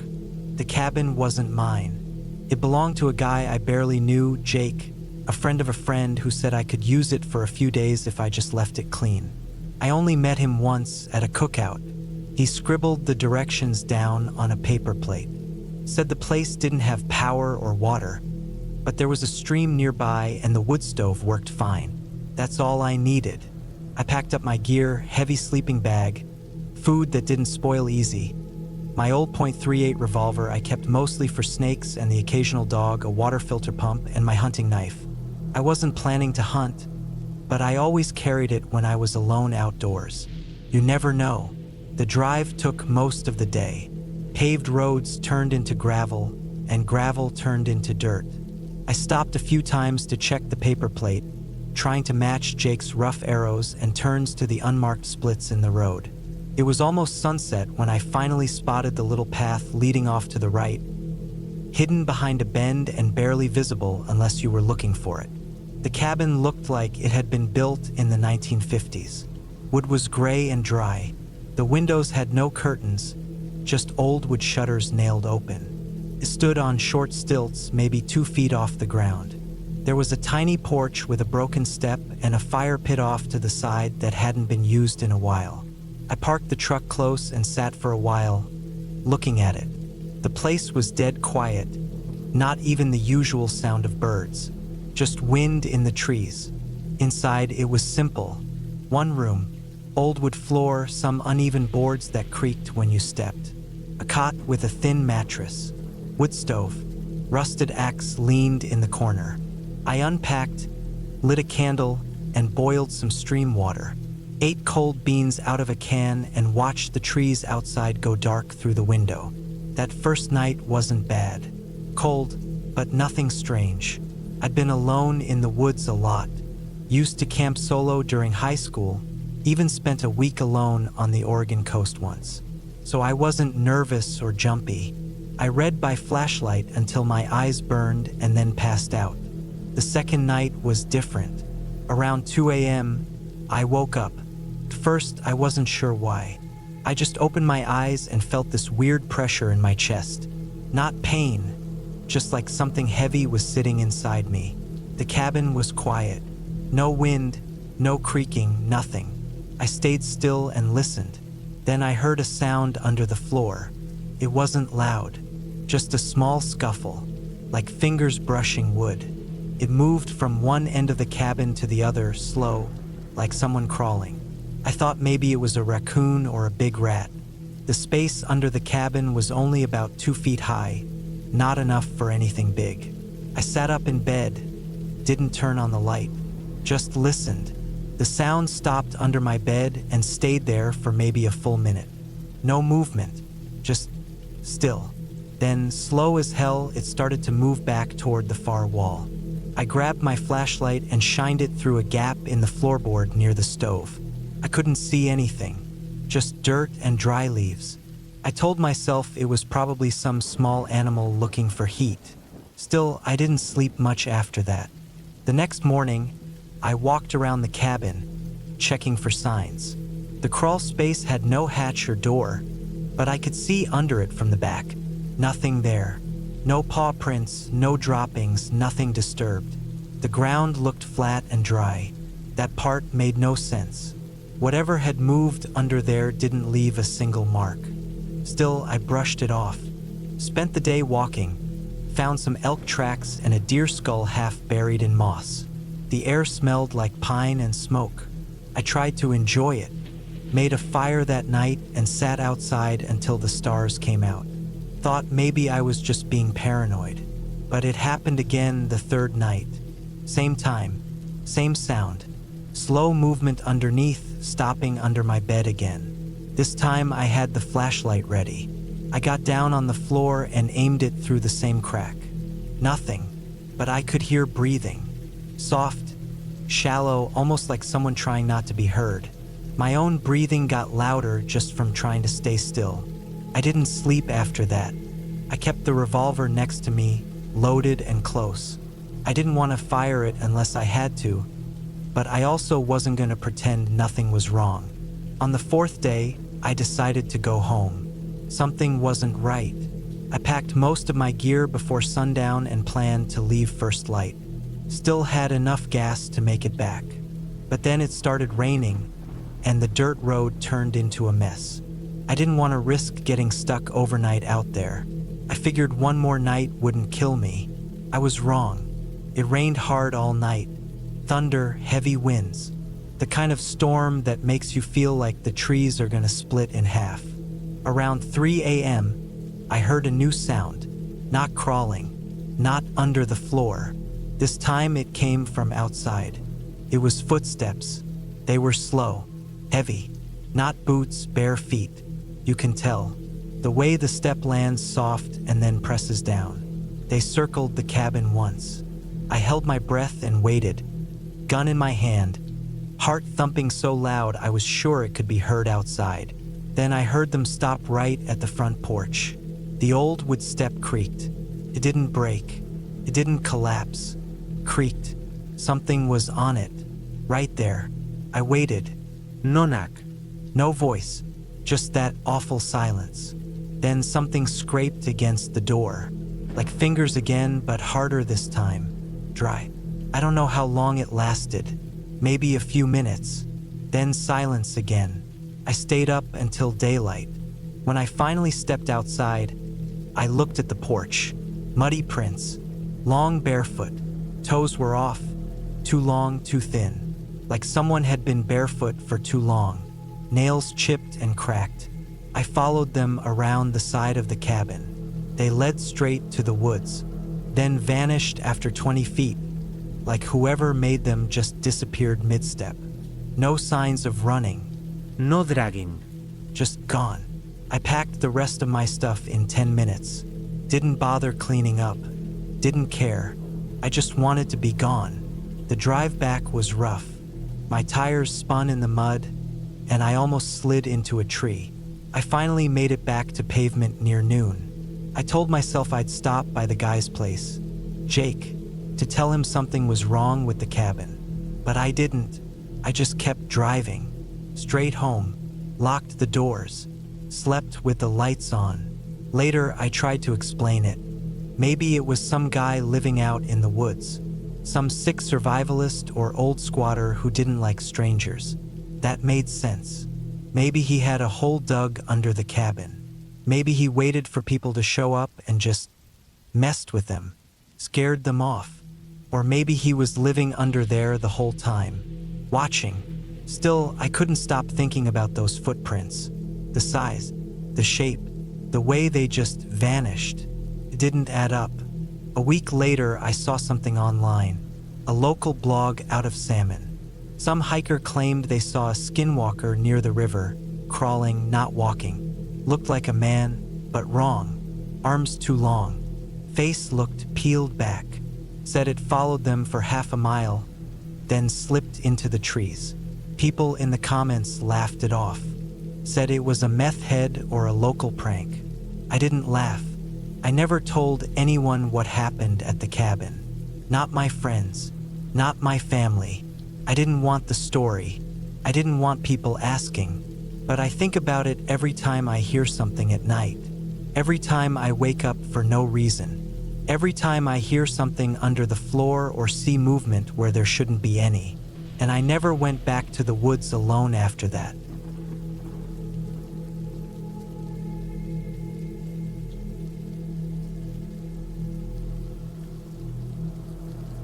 It was November of 2014, and I had taken a week off from work to spend some time up north at an old hunting cabin near Eerie, Minnesota. I was 33 at the time, living in Duluth, and worked in construction. The season had slowed down because of early snow, and I figured it was the perfect time to take my rifle up to the woods, maybe get a buck, and more importantly, clear my head. The cabin belonged to my Uncle Mark, though he hadn't been up there in years. He let me use it whenever I wanted, said the place needed someone to breathe life into it once in a while. I had been there once as a teenager with my dad, and even back then, it was rough. No electricity, no plumbing, just 4 walls, a roof, and a cast iron wood stove. That was all I needed. I packed up the essentials: ammo, hunting gear, sleeping bag, a cooler with food and ice, a jerrycan of water, and a small axe. I brought my Marlin 336, A.30-30 lever action. Nothing fancy but reliable. The drive took almost 5 hours, most of it on paved roads until the last stretch, where I had to take a narrow logging trail that cut through miles of pine and birch woods. I drove an old Ford F-150 that didn't mind a few bumps. By the time I reached the cabin, it was late afternoon. The temperature had dropped to the low 20s, and a thin crust of snow covered the ground. I parked about 30 feet from the cabin, killed the engine, and stepped out into dead silence. Not even birds, just the crunch of snow under my boots and the creak of the truck door. I unlocked the cabin, swung the door open, and was immediately hit with the smell of old wood, dried out mice nests, and musty air. It hadn't been used in a long time.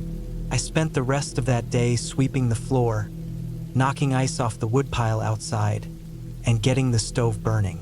I nailed an old sleeping bag over the broken window in the back room and made sure the door could lock from the inside.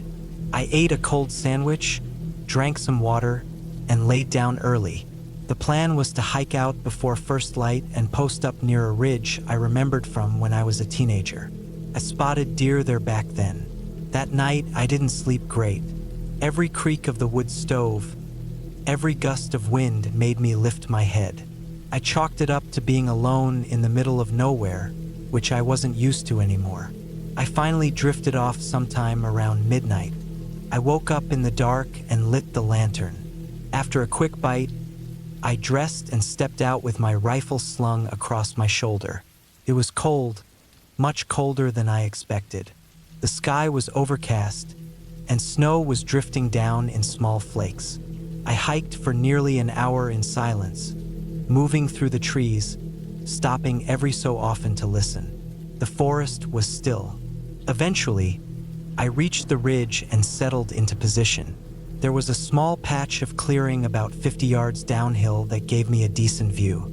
I sat there for hours. No sign of anything, not even squirrel tracks. It was dead quiet.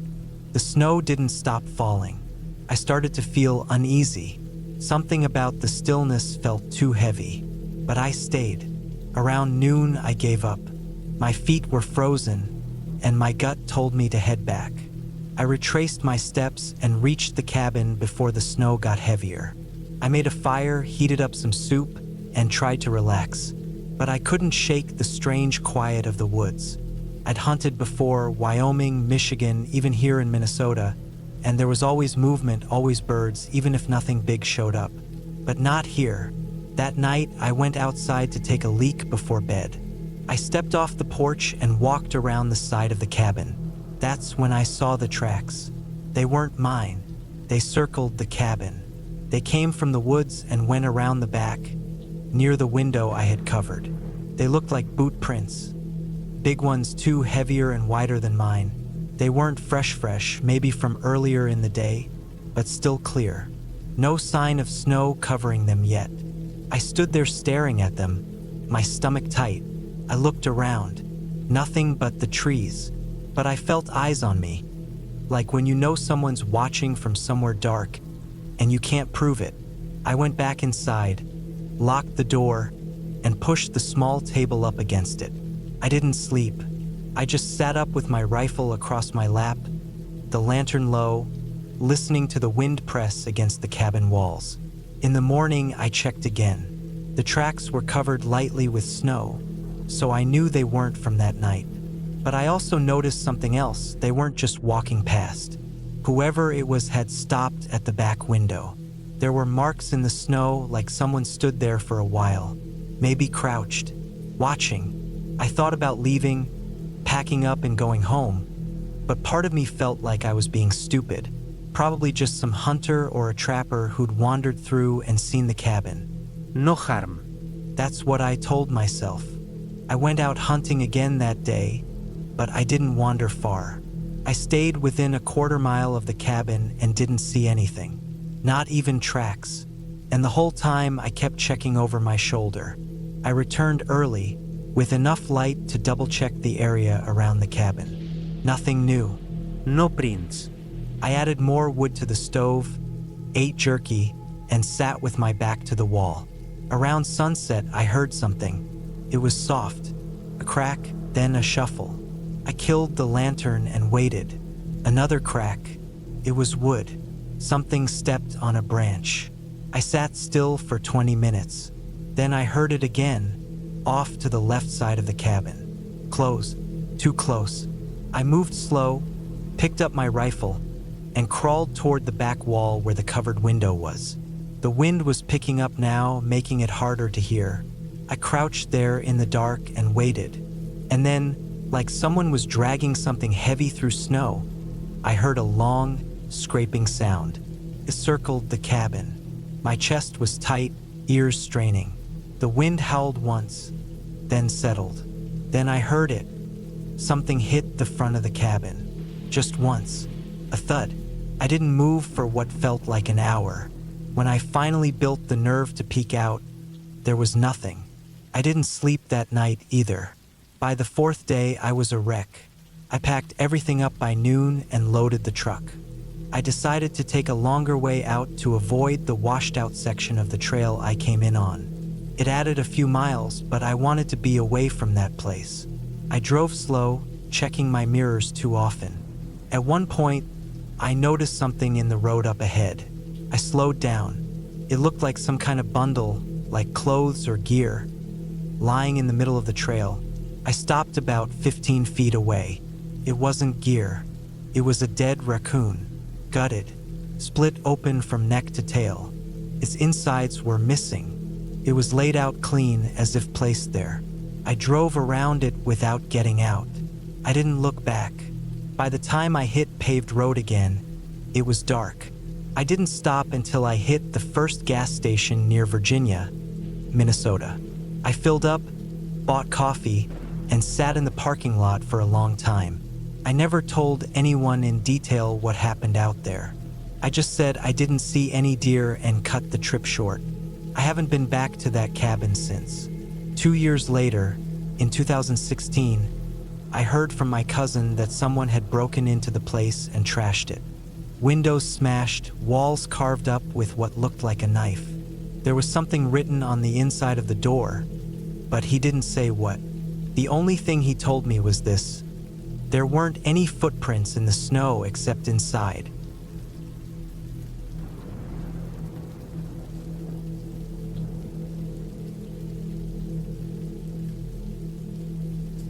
I was 32 the summer I took a week off from work and drove up north into the edge of Northumberland National Park. It was mid-2017, and I'd just been through a stretch of really long work weeks. I wasn't married, I didn't have any kids, and I lived alone in a small flat in Leeds, so when I needed a break, I usually just packed a bag, filled up the tank, and found somewhere quiet for a few days. I didn't have a lot of hobbies, but I liked hiking, and I liked the peace of being out in the middle of nowhere where your phone didn't buzz every 5 minutes. That week, I'd rented a cabin I'd found on an old travel forum. It wasn't on any of the usual booking sites, just a recommendation someone had made in a thread about remote UK cabins. A man had posted about it a few years back and said it was owned by a private family and sometimes they let people stay there for cheap. It wasn't luxury, but it was quiet and far from other people. Sounded perfect. I emailed the contact listed in the post, and a day later, I got a response from a woman named Elaine. She just asked what week I wanted, gave me a price, and asked me to send the money through a transfer. It was cheap, only £160 for 6 nights. That should have been a red flag, but I didn't question it. I sent the payment, and she replied with some rough instructions on how to get there. No proper address, just a printed sheet she emailed me with a Google Maps pin, landmarks to follow, and a phone number in case I got lost. On Sunday morning, I loaded up my car, filled the tank, and left the city. The drive took longer than I thought. It was mostly motorway at first, but once I passed through Hexham and started winding into the countryside, the roads narrowed and turned more rural. By the time I reached the final few miles, I wasn't even sure my car should have been on those paths. Trees leaned overhead. Grass grew thick along the sides of the single-track road. I passed a couple of old farmhouses, some broken fences, and not much else. It took me about 40 minutes from the last real village to finally reach the wooden gate that marked the start of the cabin's drive. There was no sign, just a gate and a gravel path that cut into a dense stretch of trees. I stopped the car, got out, opened the gate, and drove through slowly. The gravel crackled under the tires, birds moved up in the trees, and I remember that first moment feeling really calm, like I'd found the right place. The cabin itself wasn't big. It was tucked between tall pines, maybe 30 or 40 yards off the gravel track. It had one main room with a small bed pushed into the corner, a table, 2 chairs, a fireplace, and a tiny kitchen space with a fridge and old gas stove. The bathroom was attached to the back, a small toilet and shower with barely enough pressure to rinse off. There was a narrow porch out front, and behind the cabin the trees thickened and dropped down toward a valley I couldn't see much of because of the dense summer leaves. There were no other buildings, no other cabins, No signs of campers or hikers, just that small wooden place in the middle of tall trees and silence. I unloaded my stuff, made the bed, and sat on the porch that evening, drinking a can of lager and listening to the trees move with the breeze. My phone had no signal. The air smelled like pine and wet moss. A couple of crows moved across the trees above me, and for a while it felt exactly like what I needed. No people. No noise. That night I slept hard. The next morning I woke up early, made some instant coffee, and packed a bag with a couple of protein bars and water. I set out to hike around and see where the trails went. There weren't any marked paths, but the old gravel road kept going past the cabin, curving gently up through the trees, so I followed it. It was warm, a little humid, but not hot. I walked for maybe 2 hours and didn't see a single person. I didn't even hear anyone, just birds, wind, and now and then the distant snapping of branches under something, probably deer or foxes. Eventually, I circled back and returned to the cabin around 2 p.m. I ate, showered, and sat out back reading for a bit. Later, as the light started to fade, I made some soup, lit a candle, and wrote a few notes in my journal. Around 10 p.m., I shut off the light, climbed into bed, and dozed off listening to the breeze through the trees. The next morning is when something changed. I was eating breakfast on the porch when I noticed something strange further down the gravel path, about 100 meters or so toward where I'd come in. It was a small shape, still, dark. At first, I thought it was an animal, maybe a stray dog or fox, but then I noticed it didn't move at all. It just stood there, half hidden in the shadows of the trees lining the path. I stood and squinted. It looked like a person, a small person, maybe a woman. I couldn't make out much, but it looked like someone in a long dark coat or dress, just standing in the middle of the path, facing my direction. Not walking, not moving, just there. I stared for a while, waiting for the figure to shift, wave, walk away, anything, but nothing happened. After a minute or so, I stepped inside, grabbed the small set of binoculars I kept in my hiking bag, and walked back onto the porch. I raised them and focused on the shape. It was definitely a woman. She was maybe in her 50s or 60s, pale skin, thin, wearing a long black coat or heavy dress. Her gray hair looked like it hadn't been brushed in a long time. Her arms just hung at her sides, and she stared in the direction of the cabin. I lowered the binoculars, heart starting to beat faster. Who the hell was she? I didn't know what to do. I waited. Another minute passed. Still she didn't move. Finally, I stepped down off the porch and started walking a few paces toward the path.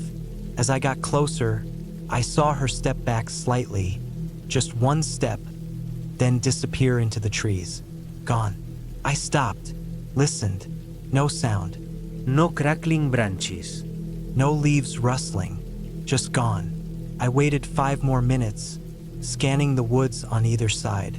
Eventually, I walked back, got inside the cabin, and locked the door. That day, I didn't hike. I stayed inside, reading, writing, trying to act like it wasn't anything to worry about. Maybe she lived nearby. Maybe she was lost. But why would she just stand there like that? Later that evening, I looked again through the trees. Nothing. The next morning, I left early to try a new trail, pushing further south through the forest, across a small stream I'd found on the map. I walked for hours, trying to shake off the feeling from the day before. I didn't see anyone, but on the way back, maybe a mile from the cabin, I found something odd nailed to a tree. It was a dead bird, a crow or raven strung up by one leg. It hung limply, feathers missing, guts picked open. A small piece of what looked like cloth was tied around the branch above it. I stared at it for a long time. There was no reason for it to be there.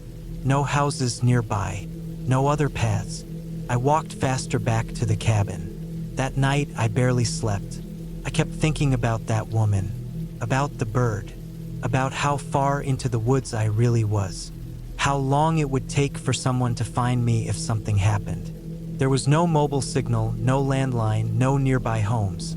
Around 1 a.m., I heard something outside. It was faint, like footsteps on gravel. I turned off the lamp and stood near the window trying to listen. I heard the noise again, then something like a rustling or scraping against the porch. I didn't go outside. I didn't even open the curtain. I waited until sunrise. When I finally stepped out, the gravel near the porch had scuffed marks. Not shoe prints, not exactly, but scuffed like something had been dragged. And I found a small piece of old black cloth caught on a nail at the edge of the porch. I stayed inside the rest of the day. No hikes. No exploring. That night, I pushed a chair under the door handle. Even though it locked from inside, I put my small pocket knife under the pillow. I barely slept again. In the early morning, maybe 5 a.m., I heard something else. It was soft knocking. 3 slow taps on the side wall of the cabin. Not the door, the wall, the side where the bed was. I sat up, frozen. Then it happened again. 3 more taps. Slow, deliberate. I didn't move. I just sat there in the dark, knife in hand, blanket pulled to my chest like a child. After a while, the sound stopped. At sunrise, I walked around the cabin. I found nothing. No footprints. No marks. No signs of anyone. But I knew what I'd heard. I didn't last the full week. I left that day. I didn't even pack everything. I left food, a shirt, even my book on the table. I just grabbed my bag, threw it in the car, and drove. It took me nearly 5 hours to reach the motorway again. And the whole way out, I kept looking in the rearview mirror, expecting to see her walking behind me along the path. I never did. When I got home, I emailed the woman who had arranged the cabin rental. I asked her if anyone else lived nearby. I asked her if she knew who the older woman might have been. I never got a reply. A week later, I searched the name of the forest and the old post where I'd found the cabin. The thread was gone, deleted. No trace. I tried calling the number she'd listed once, just to try and get some closure. It rang twice, then disconnected. I never found out who the woman was, whether she lived out there, whether she watched that cabin often. But I know what I saw, and I know someone stood outside my cabin 2 nights in a row. I haven't gone hiking since.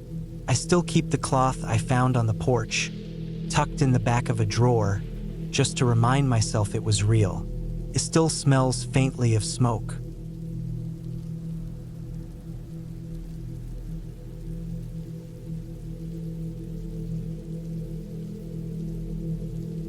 It was early November 2017 when I took a trip out to a cabin my cousin had once stayed at. He told me about it a year before, said it was the most peaceful place he'd ever been, somewhere deep in the Bitterroot Mountains of western Montana. He had only gone once during spring, but the name of the place stuck in my mind. I'd been needing to get away from everything. The constant phone calls from work, the never-ending emails, the noise of the city. I was 33 at the time and living in Spokane, Washington, working in insurance, and everything in my life felt like it was just looping the same boring script every day. I needed quiet, solitude, something that felt real. The cabin was listed online under a weird name, something like Glacier Hideout or Eagle's Rest. I don't remember now. It was run by an old couple who owned a few remote places in the area, and they had pretty strict rules. No pets, no parties, no more than 1 vehicle, and no cell coverage guaranteed. That last part was what sold me. I rented it for 3 days, Friday morning through Monday. I wanted to hike, cook some simple food, maybe write a little in my journal. Nothing complicated. I left Spokane early Friday morning. The drive was around 5 hours, but I didn't rush. I stopped a few times along the way, got gas near St. Regis, bought some jerky and trail mix. The weather was overcast but not cold. It was around 45 degrees Fahrenheit. When I turned off the main highway and followed a dirt road for almost an hour into the mountains, I started to feel like I was actually going somewhere different, somewhere separate from all the stress. Trees grew taller and closer together. The road narrowed. There were no signs, no cabins, no parked cars. Just forest. The cabin was small, older but sturdy. Cedar logs, a green metal roof, a stone chimney. It sat in a clearing just big enough for the structure and a few feet of grass and dirt around it. Beyond that, thick woods stretched out in every direction. The only way in was the narrow gravel road I came in on. I didn't see another cabin or building for miles. There was no one around. That was perfect. I parked beside the porch, stepped out of the truck, and just listened. Nothing. No wind. No birds even. Just silence. The kind of quiet that feels heavy. I liked it. Inside, the place was simple. One room, open space with a small loft above for sleeping. There was a wood stove, an old leather armchair, a tiny kitchen with a gas range and sink that ran off a propane tank outside. The water came from a buried tank. A small bathroom was in the corner with a composting toilet and a narrow shower stall. No Wi-Fi, no TV, no radio, just a few books and old magazines on a shelf. I unpacked some canned food, coffee, eggs, and some rice and beans I brought, along with a thermos, my old hunting knife, a flashlight, and my sleeping bag.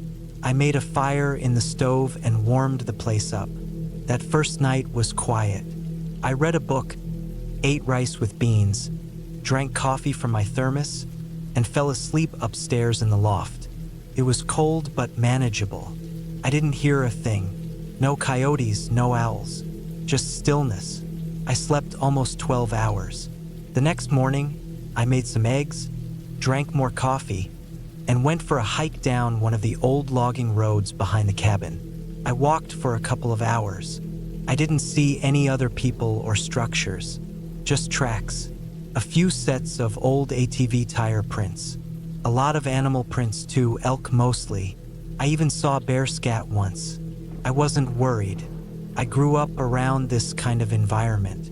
I carried bear spray and my knife, and I made noise while I walked. I knew what I was doing. When I got back to the cabin around midday, the sky had started to darken. A low mist moved through the trees, and I could feel the temperature drop. I brought in more firewood and kept the fire burning. I cooked a can of chili and sat outside on the porch eating, bundled up in my coat. That's when I noticed something. There were no birds. Still, I hadn't seen or heard a single bird since I arrived. That was strange. Even in colder weather, you'd expect to hear a few ravens or maybe see some chickadees near the trees.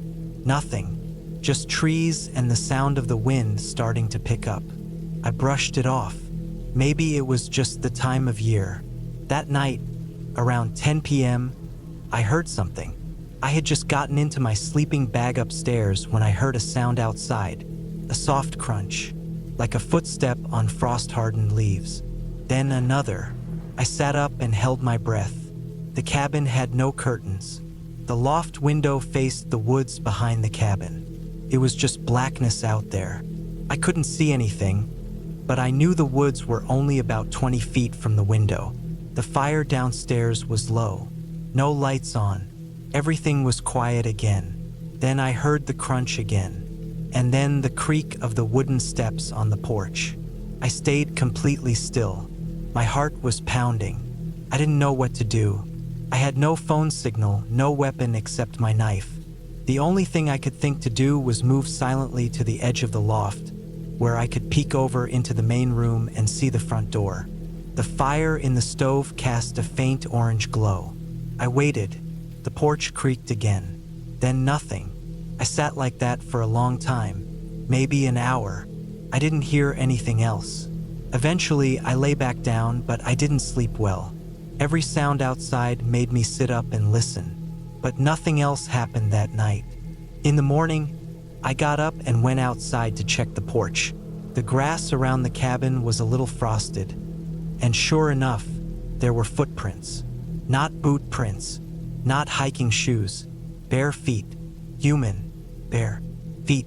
I froze when I saw that. They were deep enough to be fresh. The steps came from the woods, circled around the porch, and then disappeared back into the trees. Who the hell walks around barefoot in 30-degree weather out here? I looked around, but I couldn't see anyone. I felt watched though. I couldn't explain it. It was just a feeling. That pressure on the back of your neck when you know something's off. I went back inside, locked the door, and stayed near the stove. I didn't go for a hike that day. I kept the fire going. I didn't feel right. That afternoon, I heard it again. Around 3 p.m., before the sun dipped below the tree line. This time, it was something knocking on wood. Not loud, just steady. Knock, knock, knock, came from the back of the cabin. 3 knocks, then nothing. I waited, then I heard them again. Closer to the side window. Same pattern. I didn't move from the chair. I just sat there with the fire poking and crackling, gripping my knife and listening. I didn't look out the windows. I didn't want to see what was there. That night, I barely slept. I stayed downstairs, sitting in the chair by the stove.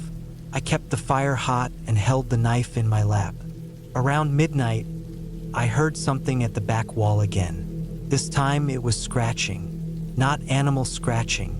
It was too slow, like fingernails, just dragging lightly along the logs. Then a soft thump. In the morning, I checked the back wall. I found what looked like fingerprints smudged in the dirt on the logs. Too long for a child, too thin for a man's. Something was out there. I didn't care about the refund. I didn't care about anything except leaving. I packed up everything I brought, stuffed it into my bag, and loaded it in the truck. I didn't even eat. I turned the truck on and backed out without checking the mirrors. I just wanted to get out. But maybe half a mile down the gravel road, I saw something in the trees. A figure, standing between 2 tall pines. Thin, pale, not wearing a shirt. I didn't stop. I didn't slow down. I kept driving, gripping the steering wheel so hard my knuckles went white. The figure didn't move. It just stood there watching. I drove until I hit the paved road. Then I pulled over and finally let myself breathe. My hands were shaking. My legs were weak. I looked back, but there was nothing behind me, just trees. I never told anyone about it. Not really, not with detail. I told my cousin that the place gave me a bad feeling. I never mentioned the footprints or the figure or the knocks. I just said it wasn't for me. Since then, I haven't gone camping alone again. I've gone on trips, sure, but not that deep, not that remote. There's something about places where no one can hear you, where no one can help you if something goes wrong. I think someone or something was living in those woods, and they weren't trying to hide. They were trying to be seen.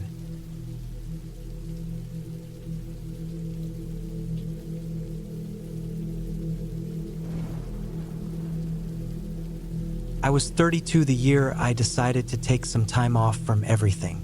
It was early September 2017. I had saved up enough from working construction jobs around Manchester, and I finally wanted to do something just for myself. For years, I'd been fascinated with the idea of building a small off-grid cabin, far from the city, not for anyone else, just something I could put my hands on and say I made. I found this bit of land outside Dumfries, Scotland. It was cheap because it wasn't connected to any main roads, and there wasn't much around it except a narrow path that ran off an old forestry road, then cut through some wet lowland until it climbed slightly into a dense patch of spruce. About half a mile in, the land flattened out into a decent clearing. Someone had probably logged part of it decades ago and left it to grow back wild. That was where I decided I'd build. I planned it all in my head. Nothing too ambitious. Just a one-room cabin, maybe 10 by 12 feet, enough for a small wood stove, a cot, a workbench, and a bit of dry shelter. I had a tarp, basic tools, some pre-cut timber, and OSB loaded in my old Ford Transit. which I could drive halfway down the forestry road before I had to will everything the rest of the way by hand. I started building early in the week, while the skies were still clear. The first 2 days went well. I laid out concrete blocks for the foundation, framed the floor, and even managed to get most of the wall studs up. There was this constant smell of damp moss and pine needles all around, and even though it was remote, the quiet had a kind of fullness to it. Wind moving through trees, birds shifting branches, the low hum of insects. I liked the isolation. I liked the work. But by the third night, the weather started to turn. The temperature dropped, and wind picked up across the clearing. I'd parked my van a good walk back, so I set up a tarp between 2 trees to cover myself and kept a heavy sleeping bag rolled up on a foam pad. I wasn't worried at first. I camped plenty of times before, but that night, I couldn't shake this cold feeling in my gut. It wasn't fear, not exactly, just something that made me keep glancing over my shoulder. The trees around the site were packed tight. Beyond the clearing was a mess of deadfall and thickets, too dense to see far into even during the day. When I lay back in the dark and shut my eyes, the wind started to sound like footsteps, the kind that weren't quite sure if they were meant to be heard. I told myself it was my nerves. Big woods will do that to anyone. The rain started the next morning, just a drizzle at first. I kept building, working through it, got the plywood sheathing on 2 walls, braced the frame, covered everything I could with tarps. But the longer I worked, the heavier it came down. By late afternoon, it was steady sheets, soaking my coat, running down my sleeves, into my boots. My hands were freezing, even in gloves. I thought about heading back to the van. It was nearly a mile through wet brush and over slick roots. Instead, I pulled the tarp tighter over the shelter I'd made and crawled underneath for the night. That night, I barely slept. Something wasn't right. I'd fallen asleep to the sound of rain hitting plastic, but sometime around 2 or 3 in the morning, I woke up and the sound had stopped. Not lessened, just stopped. I sat up, expecting maybe the wind had shifted the tarp or that the rain had lightened. But when I peeked out, the trees were completely still, and the air felt like it was holding its breath. No rain, no wind, not even the usual creaking of branches or rustling from small animals. It was dead quiet. I scanned the edge of the clearing. Even in the dark, I could make out the shape of the frame I'd built. The pale, raw wood stood out like bones. Beyond that, the trees blended into a wall of black. Then there was a noise, a soft scrape, like wood on wood. I didn't move at first, just listened. I knew the sounds of the woods, squirrels, deer, the way wet branches rub. But this was close, deliberate. It came from around the other side of the frame, a dragging sound, then another scrape. I crawled out from under the tarp, slowly. I didn't have a gun, just a small camping hatchet and a long flathead screwdriver I'd used to wedge boards. I picked them both up. The rain hadn't returned, but the ground was muddy and cold beneath my knees. I circled around the half-finished cabin, keeping low. The wind started to pick up again, pushing leaves around. I stepped on a twig, and it cracked underfoot. Then everything was silent again. I stayed there for a long time, crouched by the wall of the frame, staring into the woods. I didn't see anything, but that didn't make it feel any better. I backed away slowly, keeping my tools in hand, and crawled back under the tarp. I didn't sleep again. By morning, the rain came back hard, poured nonstop. Everything I had was damp, my clothes, my tools, even the sleeping bag. I wanted to pack up and leave, but I didn't want to haul everything back through the wet forest in one go. I figured I'd wait for a break in the weather. Around midday, I forced myself to keep working. I hammered in what I could, reinforced a corner that had started to warp from the wet. Every noise made me twitch. My nerves were shot, but I pushed on, blaming the rain and fatigue. That afternoon, while cutting through a board, I heard something again. Branches snapping, maybe 30 or 40 feet into the woods. Too loud to be a squirrel, too steady to be the wind. I stopped sawing and held my breath. There it was again, this time slower, as if someone or something was circling the clearing just out of sight. I waited, picked up my hatchet again. My chest was pounding, but I tried to breathe slow. I stared into the woods until my eyes burned. Eventually, the sounds stopped. That night, I didn't bother trying to sleep. I sat with my back to a tree, facing the cabin frame, holding the hatchet in both hands. The rain kept falling, soaking through my coat, dripping into my boots, but I didn't care anymore. Couldn't leave in the dark, but I wouldn't close my eyes. Near dawn, I heard movement again, not behind me but from inside the clearing. I leaned forward, eyes straining in the pale light. There, something moved near the far wall of the cabin. A shadow, thin and slow, passing between two studs. It didn't say anything. It didn't rush. It just moved across the frame like it was checking the work. Then it was gone again. I stood up and waited until full light before I went over. Nothing was disturbed, nothing stolen or damaged, just wet wood and mud. But I saw the tracks, not boots, not hooves, just long, dragging marks in the soil, like someone was pulling a heavy stick or branch behind them. They looped around the cabin, then vanished back into the woods. I was done. I packed what I could. Tools, a bit of food, the wet sleeping bag. I left the frame standing and started hauling everything back to the van. Took 3 trips, my legs aching, hands numb. I didn't stop to rest, just walked, fast, through the mud and trees, feeling like something was behind me the entire time. When I finally got back to the van, I sat in the front seat with the heater on full blast and didn't move for nearly an hour. Rain slammed against the windshield. I didn't care. I didn't go back for the rest of my supplies. I didn't finish the cabin. A week later, I called the land office and sold the plot to a guy in Glasgow. Told him the location was beautiful, quiet, perfect for someone who liked solitude. I didn't mention the scraping noises or the figure in the frame. I didn't tell him about the long drag marks in the dirt. It's been years now. I still build sometimes. Small things, sheds, decks, fences, but always in neighborhoods, always within view of someone's house. I don't camp anymore, and when it rains, I still listen for that dragging sound. Still wonder what was out there in those woods that night, and why it was watching me build.